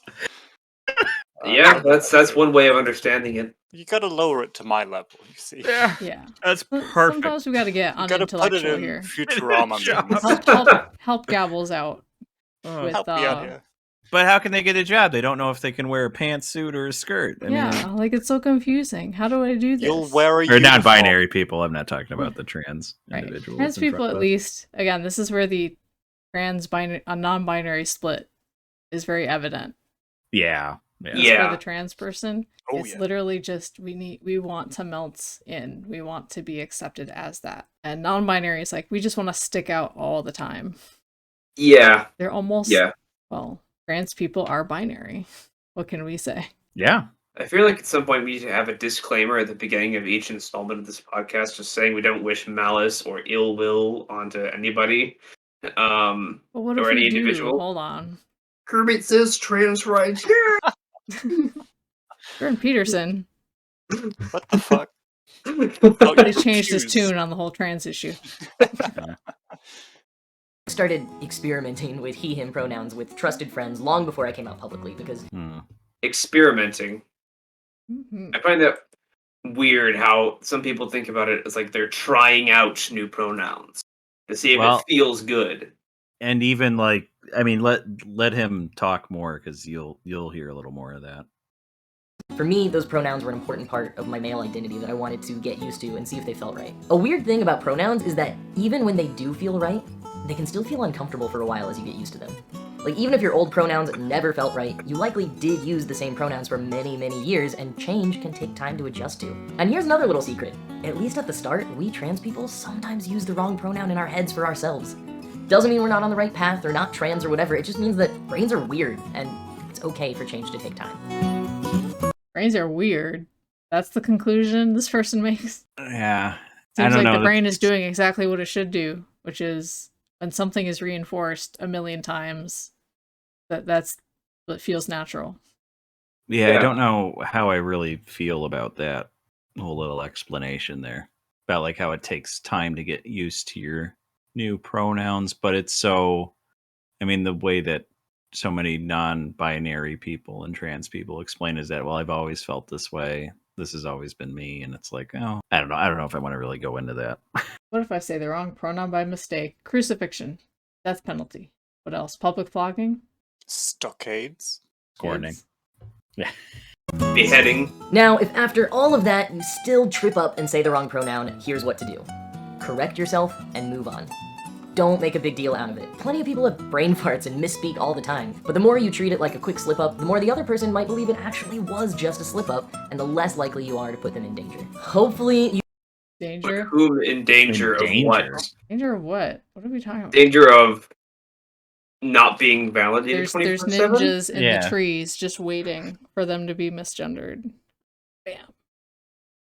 There are pronoun ninjas. They have little blow darts. They have little blowguns, darts in them, and it's like if you say the wrong pronoun, there it goes. Okay, buddy. Thank you. You won't have to educate them too much, but if they're super lost and you don't feel like being a teacher that day because you don't have to be a teacher every day of your life, you need to educate yourself. Educate yourself.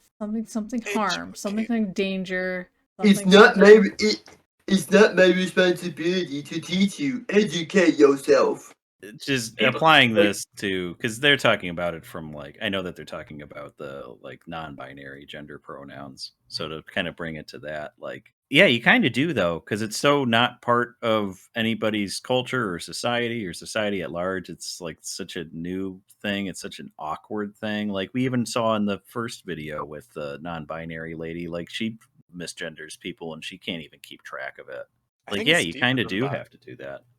I think it's biological. Yeah. I don't think humans were designed to be non-binary, honestly. They weren't, well, they say designed, but evolved, I guess. Well, humans didn't develop. Designed by evolution. I am a young earth creationist. It was created 2 seconds Yeah, ago. I think the category of male and female is pretty much ingrained in our brain. We know what, what that is. Absolutely. Basically, yes. How sad is it that when I was their age, I wasn't experimenting with gender in the same way that they're experimenting with gender? You guys should just touch grass and touch people. Seriously. They really should. What is Touch wrong grass with and touch people. Gabbles 2021. Well, and how are you experimenting with it? Just like cross-dressing and that?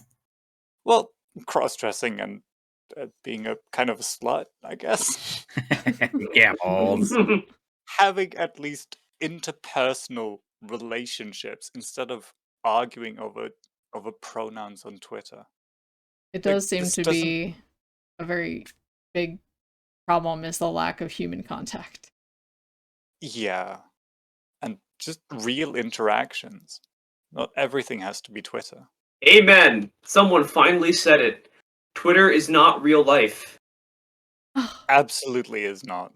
Can we make a public service announcement as to like getting off Twitter for people's mental health? Is more real life than real life. You know, I should heard just be like I heard someone say that unironically. But we talking should about do Dave Chappelle. They're like, no, Twitter is more real than reality. What we had to do is, have you guys ever seen that Pee Wee Herman crack cocaine PSA that he did? Yeah. Yeah, where he's in a dark room and it's like, this is quack. We do that.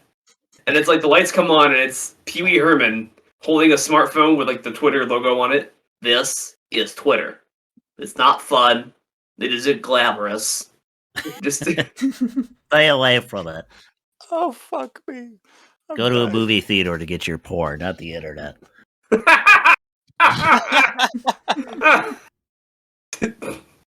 That's a good Pee Wee voice. What's the secret word so we can all freak out when we hear it? Respect. Maybe point them towards this video, or even my book. I have a book called Sorted: Growing Up, Coming Out, and Finding My Place. Good times. All right, let's look at the horror show. I name them as my pronouns. And whoa, what? What are we looking at? We're looking at somebody that attends Rocky Horror Picture Show every Saturday. It looks. Wow, John Malkovich let himself go. Holy shit. Yeah. Seriously, how is this not like a deleted part from being John Malkovich? This is a caricature, man. It's evil John Malkovich. Yeah. It's evil John Malkovich, but he's like, He has ginger. I will say we got the same haircut though, unfortunately, right now. The same hair I got it loss, you buzzed mean? pretty close. You mean Hey, going? come on now. Is being bald a hairdo? Hey, come on. I can't help it. Look, he doesn't have his pillow to cry into right now. Oh. Now this. I love now this. Now this I know, is it's so good. so much Now trash. this. I remember like back when I still used Facebook back in 2016. Now this had like they were one of multiple like places that like, accounts that had like shitty cooking videos. I'm talking like what does this have to do with non-binary? I don't. Oh, you Facebook videos, man. Facebook video, shitty Facebook cooking videos. Like, If oh my you god. ever watch Now This, and it's a video about some restaurant that makes everything out of avocados or something, there's gonna be some white chick in there, and she'll eat the little bit of food, and then she'll do a little dance as she's eating it. Every single video. There's a Facebook comment that said, "There's always this white lady dancing as she eats in these videos," and since then I couldn't unsee it. This is an apropos of nothing, but have you guys ever seen that restaurant where you eat in the pitch black dark? No. Oh, I want to try that so bad. That sounds like a great way to get molested, though. Ooh. Hey, well, you know. That's like the upside. Sometimes you're going out for dinner and a show. What can I say? Okay, I use they and them as my pronouns. Let's see what... I use they and them as my pronouns. And when someone uses they and them as my pronouns, I feel like that person is listening to me. That person cares about me, and that person wants to have a conversation with me.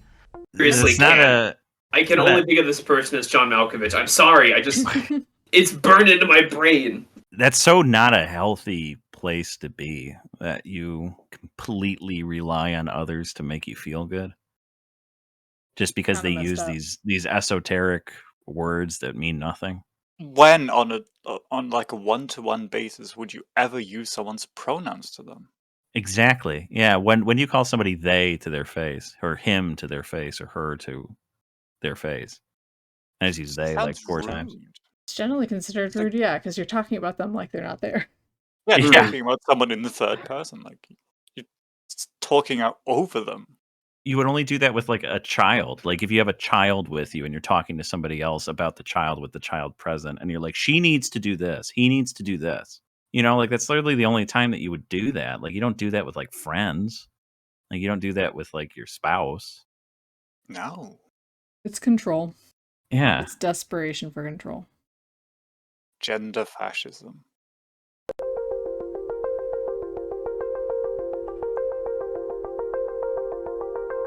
Woof. Pronouns are a fascinating part of modern culture. I don't think many people think about them to say the least until someone like myself or others say their pronouns. So when I introduce myself, I generally say, "Hi, my name's Sam Britton. I use they and them as my pronouns, and I serve as head of advocacy and government affairs for the Trevor Project."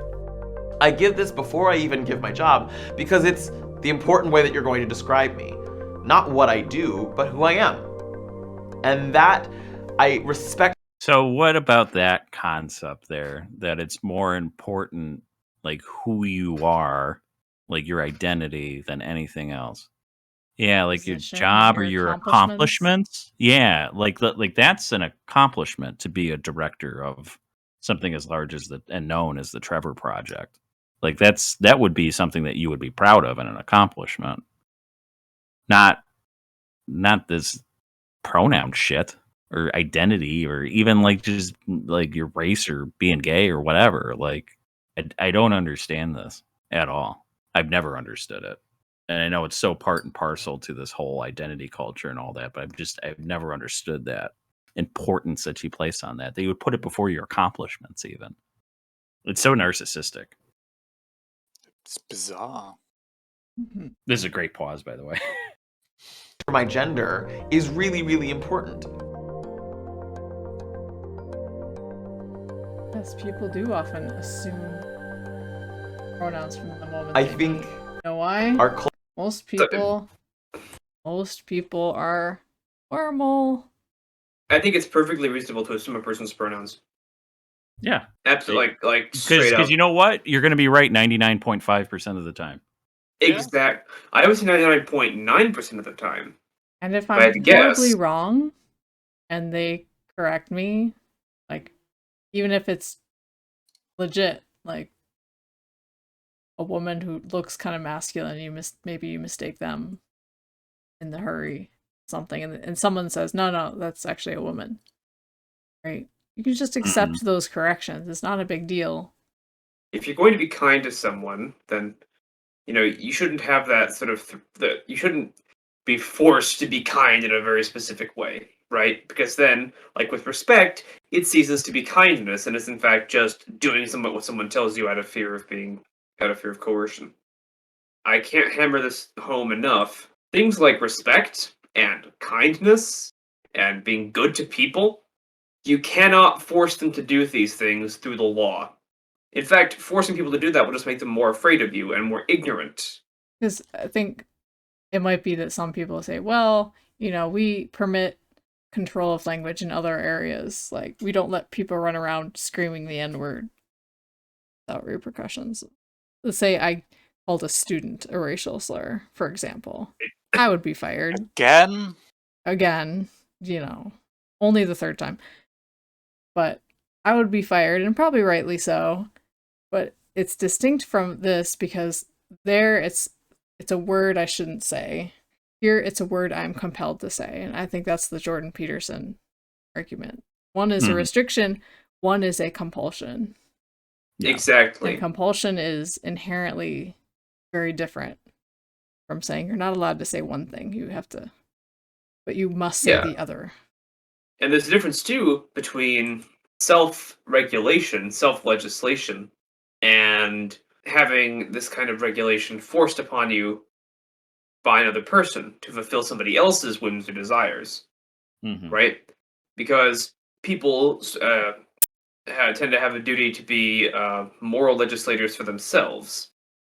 And if someone is imposing their will onto you, saying, you must call me this, you must refer to me as such and such, can a person be said to be, can either of those people be said to be free or rational? I wouldn't think so, because at that point it is a battle of wills. It's a battle of desires. What the philosopher Immanuel Kant called heteronomy rather than autonomy. In short, if you force your will upon somebody else and compel them, you are actively making them, in a sense, unfree. And you yourself are also unfree because you are controlled by your desire for validation, your desire for what you consider respect from other people. Yeah, it's the Idi Amin title. The His Excellency President for Life Field Marshal Al Haji Dr. Idi Amin blah blah blah blah blah blah blah. It's that. Yes. Do you think people actually called him that? No, of course not. No. Do you think people called him that in his presence to make sure that they didn't get their heads chopped off and he ate them? Because I'm pretty sure Idi Amin ate people, right? Oh dear. But did he? I think he might have. There's some crazy people. Yeah, maybe a nibble or two, supposedly. Allegedly. Chew something. Culture has built itself around an idea that the faster I can learn something about you, the faster I can interact with you. We are a system of speed. And pronouns sometimes slow that down, right? Like, the assumption makes things easier. We are, every single time we meet someone, immediately putting some type of judgment on them. And that's just part of the human condition. That's just part of being a person. Yeah, exactly. Heuristics are very helpful.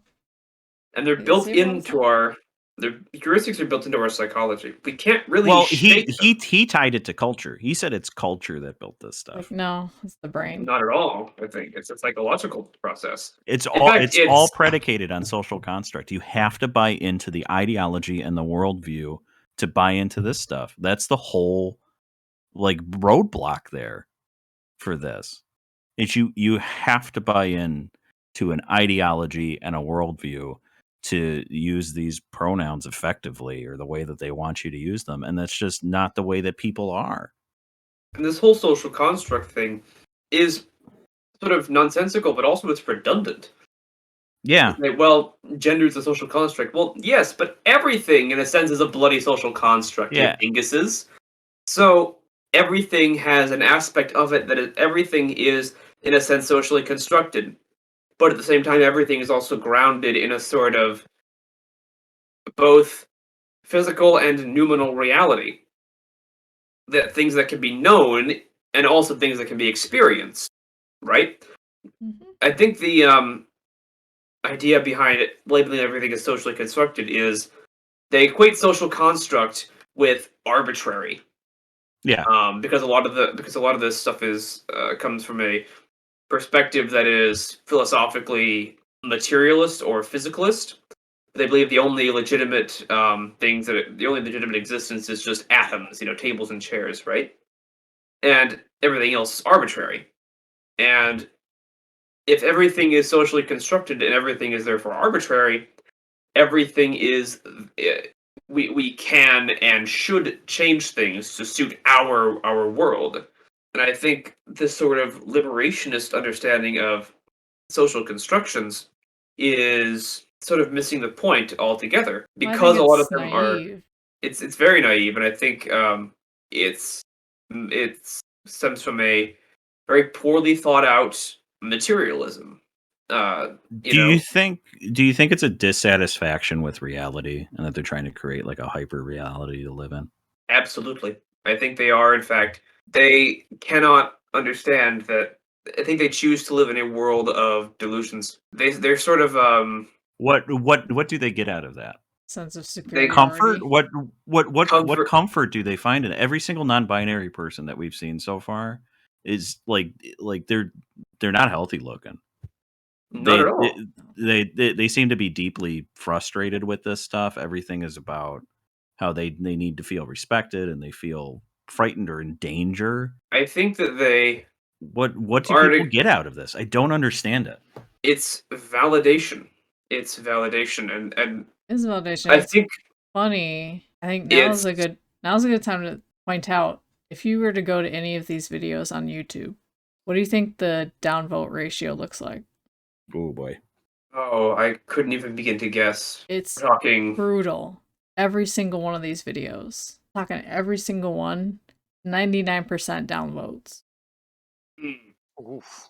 The veritable battle of the sum. And it's Yeah. and how many videos like this are there? And they all kind of say the same thing. So they're just railing on these points over and over and over. They make thousands of these videos, put them on YouTube, and Yeah, get millions of views, and no one likes it. Do we even need to listen to the rest of this one? I mean, we're going to hear it again in the next video and Yeah, again in the like, next let's video. even It's look at all the the next one. same It's all thing. the same. This Yeah, next one. basically. Just because I may present more femme doesn't mean that I'm any less they them. Stop right now. Go out of this house. Be gone.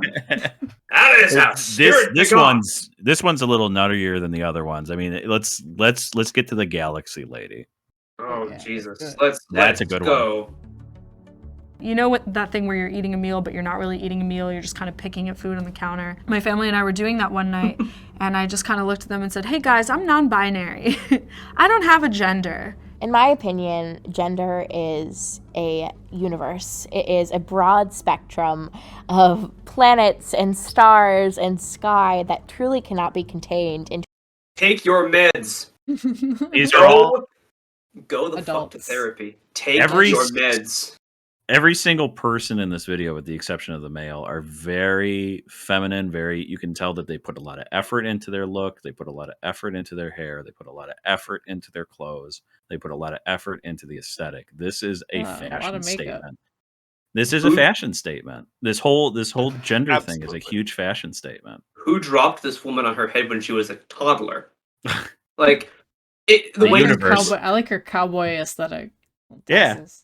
Like a rhinestone I've also cowboy. been smoking some weed because I should talk about universes, planets, and stars, yo. I've Hey man, yo, Can't be You ever look up contained. stuff? Can't contain my gender. What's that little and symbol? I saw some other people wearing it. You see it at the bottom of her, and? where her cleavage is. Oh yeah, the Or ampersand. I'm sorry, they's cleavage, zers, ham selves. I'm not The sure. humanoid's cleavage. Ham's cleavage here. Oh, and speaking of pot, this video is 4 minutes and 20 seconds long. Yeah, let's So, keep there's going. that.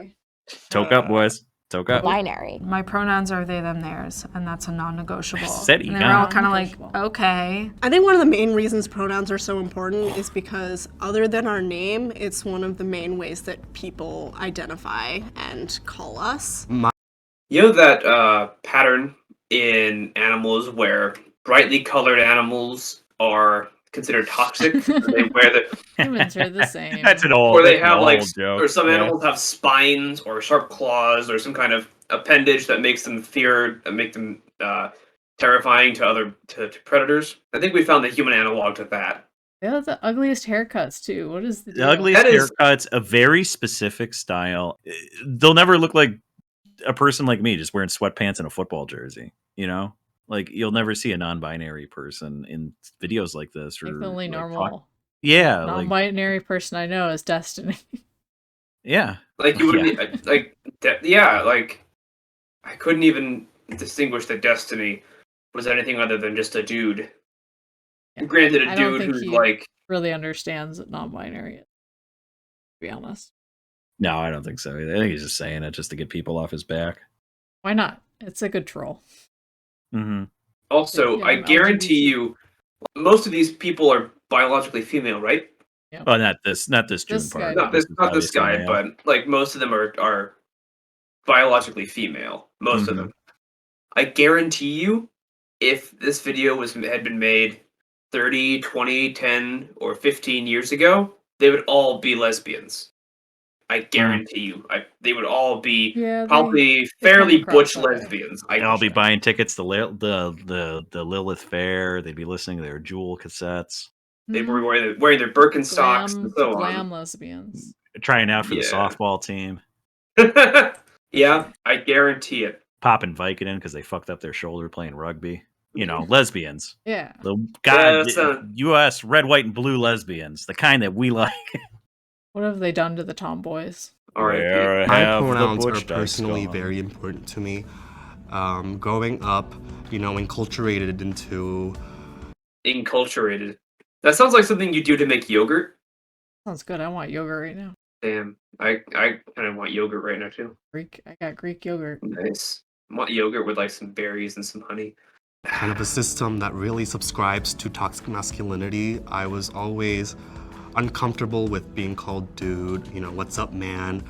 I was so bad at dapping people up, like, how like guys like do that whole like that thing. I was so bad at that, and it just like I felt very.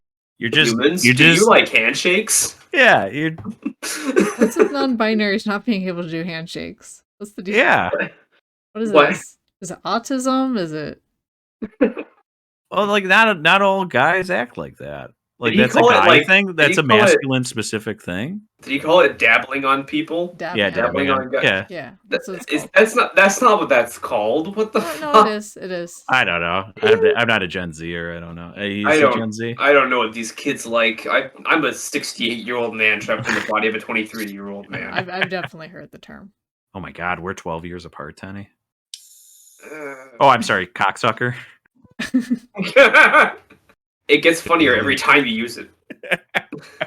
Hated every time someone would do that to me. So when someone identifies with a pronoun, they're essentially taking their little piece of that broad universe and identifying with that. Stop smoking pot. What does that Yeah, mean? there- To identify We with pop- something. I paused in the right place. Yeah. Yeah, I just You- don't understand what this materially means. You look at the universe, you find one segment of it, and then you identify with it. It's you guys basically- Yeah, what is that? you're praying you- to it. You're like you're Well, did you accepting not watch Jesus that? Christ as Lack of- your savior. What does it mean? Yeah, I mean, I never grew up with religion. I never had use for it in But my this is- life, this I is very suppose. But religious is this? It's very religious. Is this what lack of religion in people's lives does? Yeah, Some people, I think so. think it kind of does. Yeah. How many of these people do you think grew up like me, like absent of religion? How many of these people do you think grew up with a religion and then I would shirked guess some that of them, off? and I would guess others grew up in religious homes that they hated. Yeah. I think I'm I would very say So they became. rare in I that think they're respect. probably now mostly atheists. Let's say that. I don't. Yeah. I'm gonna Oh, for say sure. most of them come from a well-to-do background, or at least moderately well-to-do, right? If not straight up rich or trust fund kids, right? They probably were able to live a pretty cushy life, generally speaking. Good education. They got into college. They got a position working for what which channel put this out? Is this a BuzzFeed video? This or- is 17, I think. Okay, whatever. The point is, they haven't exactly had it super hard in life, right? Oh yeah, and this is 17 magazine, so this is like prime kind of teenage getting in there with the gender exploration stuff. What's that horrible teen magazine that Teen Vogue? Yeah, Teen Vogue. Yeah. It's basically just 100% gender communist. Yes, Mao's propaganda little red now. book with lipstick. Yeah. Yeah, Every that sounds about right. every story is about how communism is great or how it's cervix owners. And so, in using their correct pronouns, we're validating that yes, you are right in your identity and you are important and we're respecting you. Coming How can you assert No. that someone else is right in their identity? Yeah. How can I possibly You know can't- that? How can you know? How does a gender exactly? fluid person know that? You know, gender fluid and gender flux is all part of this. They're somebody who can change on the fly. They don't know what they are. How See, I does don't that fit think- into this worldview, Missy? In I your think their universe? What understanding- planet is that? I think their understanding of what identity is ultimately a sort of delusion or illusion, because I think that their concepts of identity are wrapped up in things that are ultimately transitory, sensations, perceptions, impulses, things like aesthetics, fashion, clothing, titles, makeup. They have no purpose, no meaning. They're just kind of drifting through. They don't really know what to do. How many of these people do you think have a relationship? I would imagine maybe they don't have a relationship, or maybe their relationship is with someone who pities them. Yeah, Because I think that's that just as dangerous. Yeah, I think the only relationship these kind of people would attract would be someone just as shallow as them, honestly. Yeah. Yeah, Mm-hmm. and I think that's of the relationships I've seen. It does tend to be. It's just like two cosplayers getting together, more or less. Yeah. That's kind of the feeling I get. They're both into It's the all same very- stuff, and they both dress up, and they both. That's kind of the level of understanding they Two-dimensional. have between them. Yeah. give a shit Yeah, to we them. already blasted off into space. Yeah, I think We we've know- seen we, all the we got in the gender we've seen the universe. cast of characters. Yeah, we got the collab. We got Tatooine. We visited all the gender planets. Yeah, we planet hopped. Hi, I'm Jake Edwards, and I am a non-binary YouTuber and I think musician. this one has some good crazy stuff in it. That's style. Some bright lights. Why are pronouns important? Well, pronouns are a part of the language you use to address a person, and they change depending on who you're talking to. And you should always address someone with respect. Deciding Respect. Respect Rank. is not obligatory. You cannot coerce respect. Look at this Sir. classroom motif, by the way, just putting themselves in a Super good. position of God. authority that they're more knowledgeable than you, because that's the relationship between a student and a Like, teacher. guys, is how that many times do I have to teacher- go over this? You still Yeah, I don't get know. it. What is I'm sorry, I can't believe I have to hammer the point home. Got broken record, but you cannot coerce people to respect you. I know. Respect is not inherent; it is earned. But see, You must. he has a British accent, so Yeah, but he doesn't want to be seen as a Oh, man. He yeah. wants to be seen as an amorphous gender blob full of gender Mm. gremlins that need to find their way out. address someone with respect. Deciding not to use the correct pronouns for a trans person is a huge sign of disrespect and will most likely lead to that person feeling deeply uncomfortable and possibly even unsafe in your company. Personal Unsafe. you're gonna murder See, him. when I think of the word unsafe, okay, I think of maybe standing near a ledge in a windstorm. I think of handling a loaded firearm improperly. I think of using a knife improperly. I don't think I of even think of using slurs, right? Threatening Yeah. language, where you're like, Well, I'm like- gonna kill you. Yeah, yeah, that's what I was about to say. Because like I've been in situations where I feel unsafe around people, Yes. and it's definitely like based on things that they're saying or the way that they're acting. You know, this is over 10 years ago at an old job I had when I worked maintenance. But yeah, I had a guy that was telling me, he's like, "Oh man, you know what? If there was an F word here, I was cut his freaking head off. I hate those people. They're so disgusting." And it's like, yeah, I kind of felt unsafe around that guy. Yeah. You I know, think but I would, honestly. but like they're equating like that kind of situation with like using the wrong pronouns or just like or people being like, no, I'm not going to use your neo pronouns. Those are dumb. Like that's not the same same thing whatsoever. Precisely. This feels like the new version of "you wanna go F word" is just. I'm sorry, I didn't mean to say Z. I meant them. I'm sorry, Yeah. them. I'm just so confused. I'm sorry. I didn't mean were. I meant boo self. Boo. Yeah. Are you? I'm so sorry, Gab. I keep forgetting. Nobody's called me Pronouns ham or are not, ham self. as I'm people very popularly hurt believe, and I feel in just danger. He and she. The singular use I'm of they them unsafe. pronouns have been around since the 14th century and was used as a gender neutral pronoun. The use of they them has been Right, but not for individuals. No. Particular people, no. No, we went over They this. didn't believe in that. That was not a thing. Okay. gradually increasing since the 1970s as singular personal pronouns, as the need for gender neutral and inclusive language has progressed. The need. The Today, need. it is What's the widely need? understood that gender is a spectrum, just like sexuality. We have So I want to pause on that though. The need, like the need. Whose need? There's no need for gender neutral.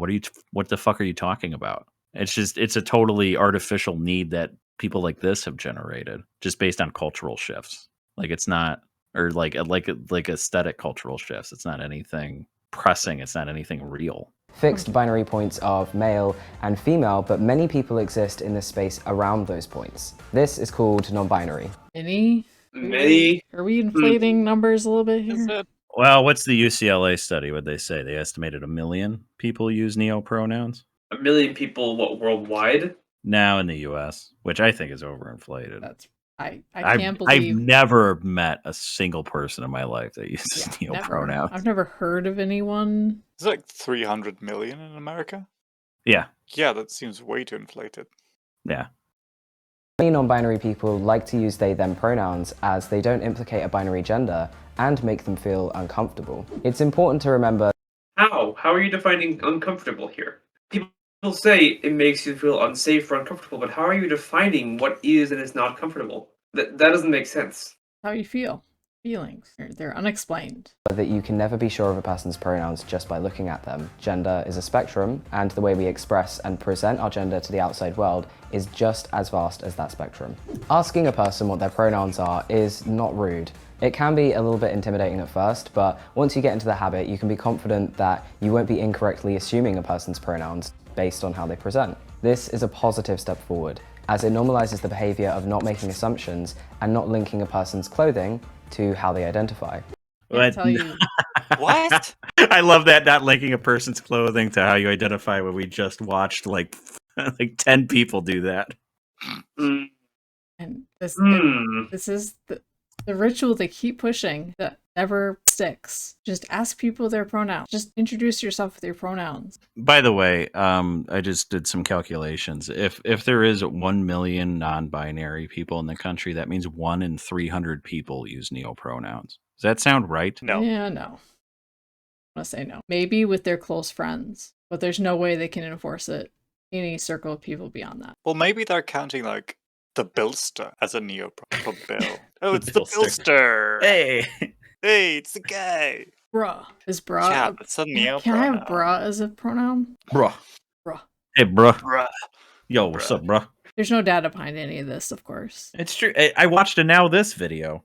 They told me all about it. I watched a 17 magazine video. I heard about some it. dude in a dress tell me this, therefore it must be true. I'm like, Excuse me, he's the technical director for the Trevor Project. Or I'm sorry, they are. They're a white person for the black. Yeah, white. excuse me. They got A white person on the internet white, told me. masculine passing white person.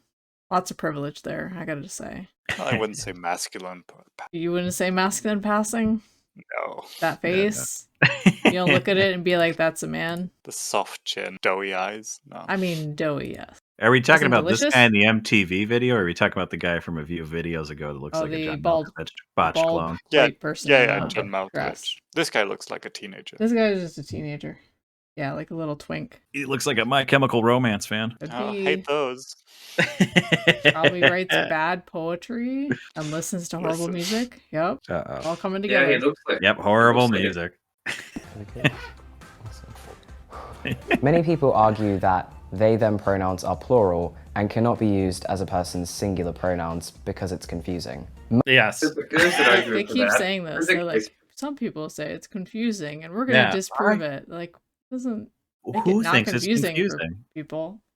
Except for about a half a dozen kids in the first video we watched. Who could be confused by this? They're confused by it themselves. Yeah, they keep, all of they them keep have screwing up. We're so ingrained. You'd think it would come more naturally. Mm-hmm. Much of the English language is confusing, and it's not uncommon to have words that have multiple meanings. Some people just don't realize how often they use they them in a singular context already. For example, Jamie is bringing a friend over, but I don't know their name. It's used to refer to a person whose gendered pronoun Gender has not debunked. yet been identified. But Debunked. Once you find their gender, you usually start gendering. the singular form of they refers to a person who is ambiguous. Stop doing this, you dickhead. We That's not his pointed this out. pronoun. I don't give a shit. Dickhead is your pronoun. No, it's cocksucker or tits That's or motherfucker. I like tits. What else? Hey, tits. Hey, sweet tits. Tits just sounds endearing. It is. It's so cute. You guys. I guess you could say. It's the tits. Oh, it's totally John Waters. I just saw the thing you posted. Exactly. Why not use they them for one person? If someone you meet has pronouns that are they them, you should respect that and use them, because the impact of misgendering them can take a huge toll on their mental health, and it's extremely Citation disrespectful. needed. Since the Citation needed. Yeah, Citation, please. What's more of a toll on their mental health? Like not using their crazy pronouns that they got off of Tumblr, or the fact that they have such this large disconnect between themselves and how they view themselves within society and how they fit within society and all that kind of stuff, that they're reliant on you talking about them in their absence in this way.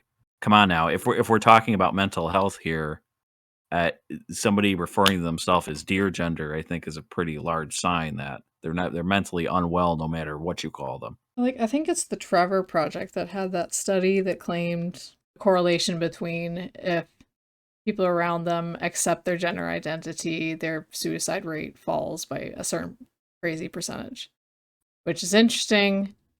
It's also interesting that they don't think about the fact that if people around you accept you as whatever gender, it probably means you have a good relationship with them.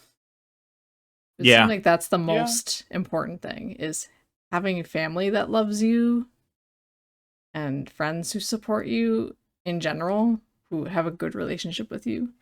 If your relationship with your family sucks and you don't have friends, you're way more likely to kill yourself. I don't think it's the material act of saying the wrong pronoun that does it. I think that's majority of suicides are it's isolation. people that are in isolation. I mean, that's why suicide increased in COVID. Pronouns outside of he, she, and they have been brought into our language. These are pronouns like a, li, si, and thon. Wait. He uses the interesting. That's interesting. He uses the phrase "brought into our language," as if they were a sort of foreign import. Yeah, I was just about to say something like that. Yeah, it seems very much like it's like the importation of a luxury good, almost. By the way, thon, that stands for that hottie over nah, right? No, but I tried looking these up. I couldn't find any reference on the a-les-a. Thon is, I found an article in the Merriam-Webster website about Dawn, and apparently it's something like 80 different gender neutral pronouns, personal pronouns, have been attempted to be brought into the English language. Like, people have done this almost 80 times. Never successfully, by the way. Just like communism. They just keep trying, and Dawn was one of them. It was invented in the 1970s or something. They brought it in. They're like, hey, we're going to use this as a gender neutral, and it never caught on. And Well, I they had think that that's bad- probably what they all were. It was just somebody thought of it, tried to make it stick, and it didn't. They had One of that the bad- linguistic concepts that I ended up looking up in the process of doing some research here was the linguistic idea of a closed set versus an open set. Mm-hmm. So an open set in linguistics are word groupings that change a lot over time. So obviously, like, nouns change a lot. We adopt nouns and ditch nouns all the time. Verbs change a lot because we get slang, and of course adjectives. But then you have closed sets, words that just are very difficult to change and don't change easily. And that includes pronouns, that includes like prepositions, articles. Those things just don't shift very much. And I think it's very illustrative of the English language. You look at English, we used to have thy, thou, and thyself. Those used to be personal pronouns, but they were individual only, I think. You used to be the plural. Oh, yes. You and ye for the plural. And then over time, it just simplified. They collapsed both terms into you. Yes. And that's often what happens with language. Languages can have a whole bunch of words for something, and then over time, it simplifies. And you end up with one word instead of many. And it's much easier to go in that direction. Very rarely do languages suddenly balloon in complexity. They'll slowly adopt words from other cultures, like English did this a ton, obviously. But again, we poached mostly verbs, adjectives, and nouns. Right? We didn't poach a lot of articles or pronouns. So there's a reason, what I'm saying is, there's a reason why this hasn't caught on. It's a closed set. You can't just go in and, this is the other thing, and the linguistic part is so strange, because you talk to a linguist and you talk about prescriptivism, where they say, no, you can't say certain kinds of language are worse or less educated or whatever. They're very finicky about how you talk about language. But the moment it's about pronouns, suddenly prescriptivism is fine. You can tell people that it's incorrect to use this or that pronoun and say you have to use these pronouns. So it seems like prescriptivism is bad until it's not bad. Until it's used for your ends, then it's okay to try to boss people around and try to insert language and force it on people. Very hypocritical, honestly. Most of these aren't in use today. They are a part of what we call neopronouns. It can be hard to learn to conjugate these pronouns, but if you meet a person who uses them, it doesn't hurt to give it your best shot and take direction from them, or even look it up for yourself. It takes a small amount of effort on your behalf, but it will most likely mean the world to a person who uses neopronouns. I feel like my eye is twitching. The landscape of our language is always changing and adapting to suit our needs, just as more labels for sexuality have come around over the years. I can't be the only one who notices those eyebrows. I know, they're like KK Slider eyebrows, right? They look kind of like you took a permanent marker and just went zigzag. They very dark. Probably used some sort of like brow liner or something, but Like a makeup pencil, maybe. There's some yeah, like a makeup makeup pencil going on That's here. a brow liner. Why wouldn't you use it as the same color as your roots? Why'd you go black when your roots are not black? Because queer aesthetic. Yeah. Yeah, that is terrible. I always hate that when they go against their natural hair color on their... It can look good, but not this. No. Don't do this. I'll talk to your manager. Haircut too. It's triggering. Hey, I almost have that haircut. You So I talk don't to think this people's is- managers? I talked to my manager. Are those problem glasses, technically? The very gay glasses. They are They're very gay gay. glasses. I gotta agree. Can you be gay and be non-binary? I believe that's the big... There's nothing they won't accept. Yeah. You can be a non-binary lesbian. We had a non-binary trans man. That was the Shrek person. Oh, really? Oh, yeah. Non-binary trans man. That's what their other video claimed. I forgot Going about from them. male to Shrek. It's not on this gender binary, so. Shrek I gender. think I misgendered him the whole video. Or the fuck. We all misgendered this person. Shit. Because we couldn't tell. Just looking at him was like, It's tough, man. male, female, something else. It's so like I'm not trying to It do was it. very British and very wispy. It's just so not natural. I don't know. It's just not a part of speech, man. I'm sorry. We don't Yeah, have a category for a human that's not male or female. Yeah, I'm It just doesn't not. exist in our brain. We can't process it. I'm just not part of your fandom. I'm not part of your hobby here with gender, man. Like, I'm so sorry. Gender identities have. I'm gone glad through that the you same have your thing. queer sona. Non-binary is an umbrella But- term that encompasses many labels. Gender fluid is someone who considers their gender to be fluid rather than fixed on one point. Bigender is someone who identifies as two genders, which could be male, female, or a number of other things. Agender is someone who doesn't have a gender at all, and so on. These identities are vast and unique to each person, and no one really feels their gender in the same way. For many non-binary If no one feels their gender in the same way, how do they have categories? Exactly. How do categories even make sense here? Everyone's unique in the same way. What are the components by which we would categorize these feelings? You know what? That might be a good jumping off point. Nobody feels gender the same way to jump over to LGBT a wiki and find our genders. That's a good point, maybe. And then end the episode with that. Yeah. All right. So strap in, gentlemen. We're gonna pull up. I'll throw the link in the chat. I just threw it in You there. did. Great. And Okay. it is fandom LGBTA wiki fandom. Oh. Okay, everybody. It is our queer sonas. We're gonna make our queer We're gonna sonas. make a queer sona. So just go to explore. All pages. And then just enjoy the very many. So many. Oh yeah. Like the And first if you want to look at the top, it's 6,612 pages. Mhm. I'm still on A. Yep, the first 2 pages are A B. entirely. I'm gonna search. Let's see. Is it like a random? What's a blue bellion? What is that? I like that. That sounds like a Pokemon. Blue bellion is a gender in the Flyrian system, one of the 4 nature systems. It is Let's centered see. around a core connection to nature and especially flowers. Popular her pages. gender. Popular pages. Neptunic. What is this? Neptunic. Neptunic or nomax sexual is the attraction to women, feminine, non-binary individuals, and neutral non-binary. So attraction to women and feminine. What similar terms include trixensexual, trixic, venusic. What is this? What is this astrological autism? What the fuck? I'm sorry. In the spirit of the season, I am going to be Christmas gender.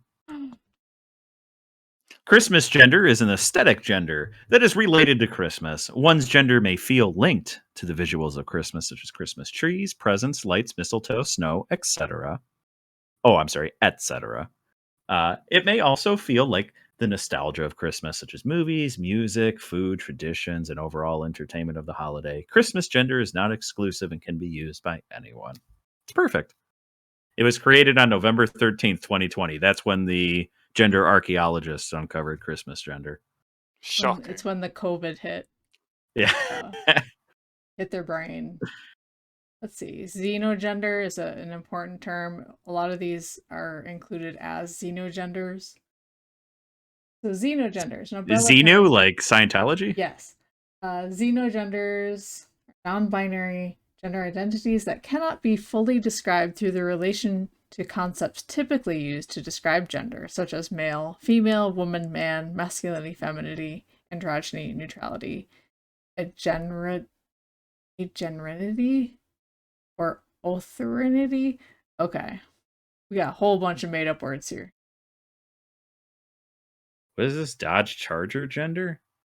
What the fuck is this? Wait, which page are you getting these on? I'm just searching words, man.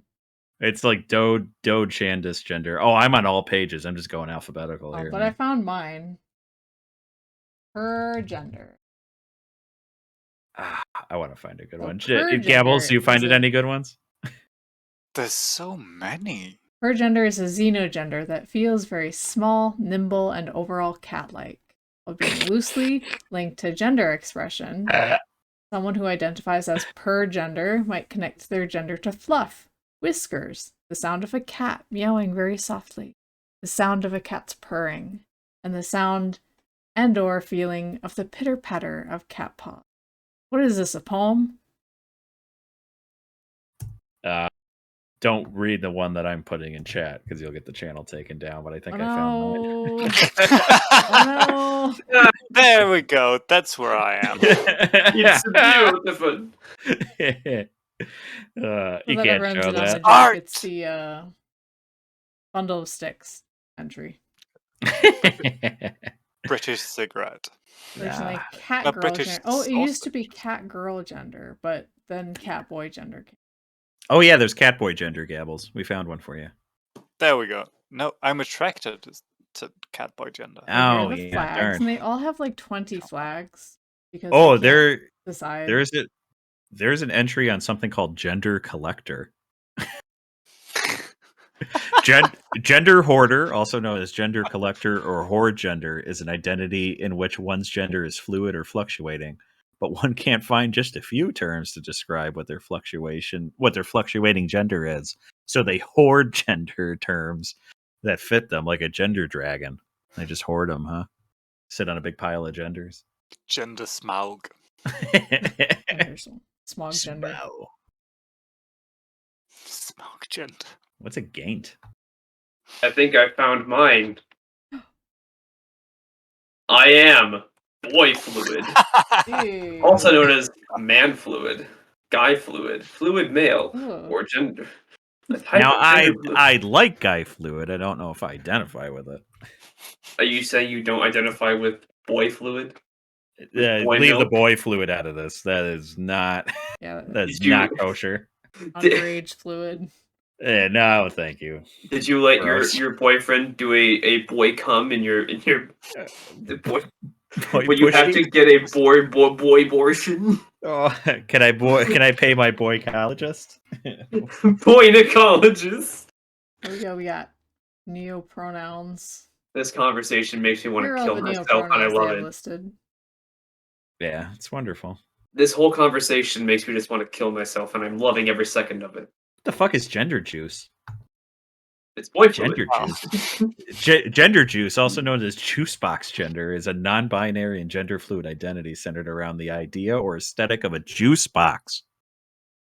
Gender juice. Let's see. For boy fluid, their gender can change at random or may vary in response to different circumstances and with different intensities, but it never encompasses female genders. Based. What percentage of these are trolls? Let's see. Term was coined by See, this so is and the so on thing. Discord. They can't. Discord, huh? Discord Mm. moment. Hard drive check. Here's Go the ahead. thing. They can't know if it's a troll because everything's valid. Yeah, that's correct. You can't ever say this is a joke. This is stupid. We can't accept this. Like, nope. You gotta accept everybody. We got to get our own in here. We got to get our own in here. So what would be if we had to write our own entry? Oh, don't make me come up with one off the top of my head. I got to think Mario about gender. it. Mario gender. There is retro video game gender that is in here. What? They get very Boy. specific. There's boy and then there's boy plus. Furby gender, fur fluid, fur flux. What the fuck? The fuck is boy plus? Ah, yes, the premium subscription. This is premium subscription to boy. It has a fancier logo. Boy Plus sounds like the subscription model to a twink-themed gay porn network. I think we could spend the next 3 hours doing this. Do you guys want to find some good ones and wrap it up? How much is boy plus actually? I have a question. Yeah. Because all this about you have to use the right pronouns. And I don't remember which video it was. Maybe it was a different video other than the ones we watched. But I remember some videos where they're saying, yeah, you have to use right pronouns. It's not optional. Now, on the other hand, here's some people who their pronouns change depending on the time of day. And sometimes they feel like this pronoun, sometimes they feel like this other pronoun. You have people who are like, quantum pronoun. How are you supposed to be able to address them? Yeah, and it could change mid-conversation. You change mid-conversation. There are girls on TikTok who make bracelets to indicate how they feel in that moment. How do you... Like, how do you navigate the world like that? It just makes no sense. You don't. You would navigate the internet 100% control. It's about controlling other people, and the moment they start cooperating with you, you change up, so they have to adapt to you again. It's very manipulative. Dream gender, recursive pronoun. What are recursive? Fin gender? Type of pronoun that add unto themselves with time it is used in a conversation. Fin's an acronym. It stands for feminine in nature. Recursive pronouns are written as pronoun set. Okay, y'all. What is this? What is happening? My brain's melting. Recursive pronoun. Do I need to know like maths to get this? Apparently. Look at this. What the fuck am I looking at? Well, I gotta see this. Bit self. Have you talked to Bit? Bit is pretty cool. You should talk to Bit. Go and grab Bit parentheses 4's coat. What? There is What no is way this this? is not a CIA psyop. Like this is what they used to communicate the termination of JFK. Yeah. This is Modern Numbers Station. That's what this is. Yeah. There's like math in here. What is this? Yeah, what? Woo 14. This is all fandom fantasy. That's what this is, right? The flag for recursive pronouns was created by Hal from the Glitched Amethyst system. Okay, and I have to define system. God. Let's look at the questions. The comments. In a conversation with multiple people, would recursive pronouns be counted individually for each person or collectively with everyone? You're like engaging with it. I really want to try this. I don't think anyone will use this for me, but I can for myself. Slightly confusing, but very valid. This is really valid, but it looks like math, and I'm really confused. They're excited to have pronouns that can exponentially grow. Why? Legit about to cry. I hate recursive formula. What's happening? Oh yeah, I'm going to explain systems to you. You know what a system is?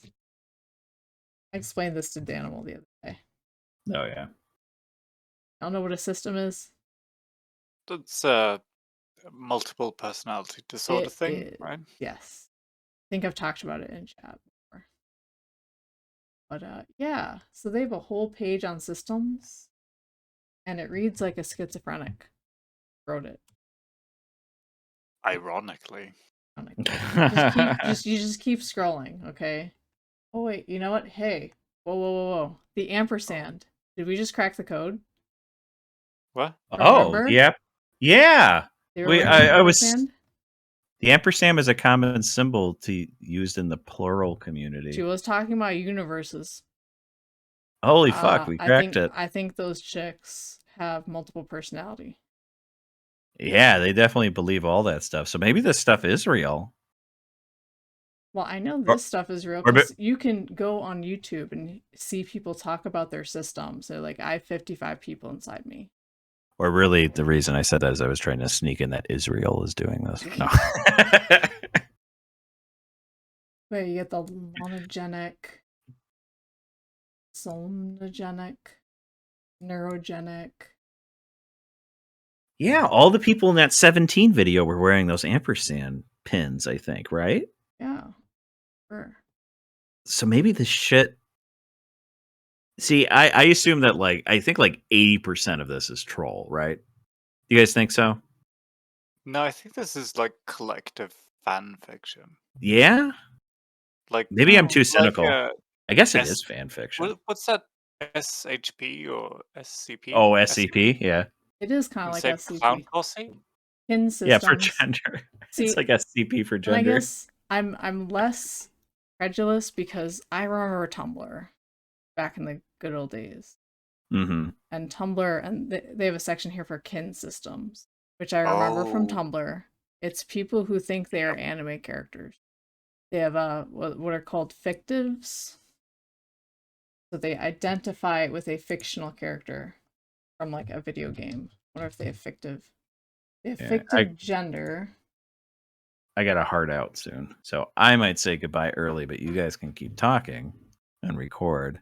But I don't have any final thoughts because I no longer have thoughts in my head due a to this pool of- insanity. Yeah. I think we've had enough brain decay for one. Could Enough be. brain. And I want to say I feel very in danger. I feel very distressed. I feel very nervous. That nobody called me ham, hams, or ham self this entire show. So you guys put me in danger. Just saying. Wow. Brave, stunning. Mhm. Based. All right. I'm gonna heart out because All right. my husband is standing at the door tapping his foot. Have a good one, Danimal. Yeah, see you guys. Bye-bye. Bye-bye. Well, how about the other view? How do you feel about this? I am just amazed. I have decided that I want to die. Are you gonna make an entry? Death gender? That's probably already Hold on. taken, if I'm gonna be honest. Death gender. Let's go. Death gender. It's gonna be already taken, I guarantee. Dead gender. Oh, well. There you go. I found your sexuality. There's- Congratulations. You know that whole being gay thing. So, 2008. We're gonna be Yeah. dead gender. So, what have we learned today, boys and girls? I think we learned some people got brainworms. Pretty much. They need their I think meds. that's fair to say. Only 2 genders. 2 genders, 3 sexualities. 3 sexual. Stop. And that's it. The end. That's yeah. All there is. Oh, I'm sorry. I didn't know. Yeah, my pronouns are in my bio. Oh, I didn't check. I saw that you have your pronouns in your bio. Yeah, I'm cis, but I have my pronouns in my bio because I want to be a good ally. You're welcome. But if you have your pronouns in your Kill me. Just kill me. Please. I can't take Ooh. No, these are art. This is a art. trans aggressive account, which is where I'm trans and I bark at you. Aggressive account, which is where I'm trans and I bark at you. Hey, nice.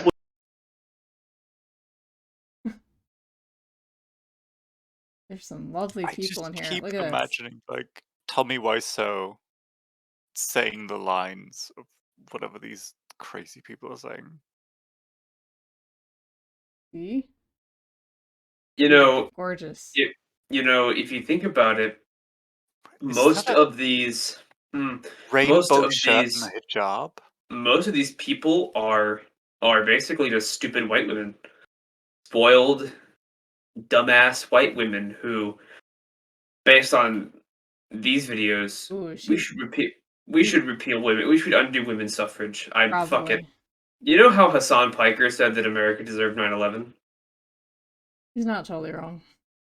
No, I was gonna say, this is my Hassan Piker moment. Only, I think we should just repeal the 19th Amendment. Women should not be able to do literally anything except have children. That's all. Just stop. They had their chance. We let them run with it for like 20 years. They snafooed it. Oh my god, it's almost like you guys just need somebody to put down. Oh my god. Yes.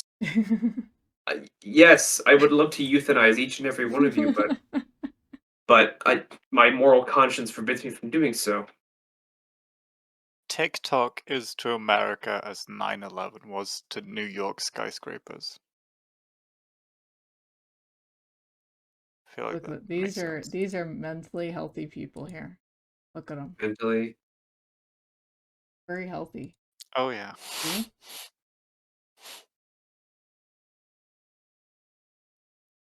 This is what happens when you don't have drama students getting together and doing stupid plays. If somebody were to, what if TikTok is just a psyop by the Chinese government to weaken America's youth? My pronouns I'm just are gonna build a she, cabin. her. Gonna build a cabin in like northern Norway and just live the rest of my life as a fisherman. Fuck it. She, they. They Just gonna Ted are Kaczynski someone. No wait, Uh, the guy, the Unabomber. Oh, yeah. Who was that? Was that That Ted? was Ted Kaczynski. Yes. Yeah, live in the woods. Man of our The indu- time. Man of our the indu- age. The Industrial Revolution and its consequences have been a disaster for the human race. I mean, Look at TikTok. See, yeah, I'm looking at it right now. Look at it and defend modernity right now. I think we can say that this episode is over, right? We've sort of covered all the things we want to cover at this point. Yep, I think so. So I think we can sign off on this, right? Yep, let's sign off. Thanks for coming on. I'll see if I can make anything remotely entertaining out of this. But oi oi oi. Deep rabbit holes, indeed. But goodbye. 3 hours. Goodbye. Goodbye, folks.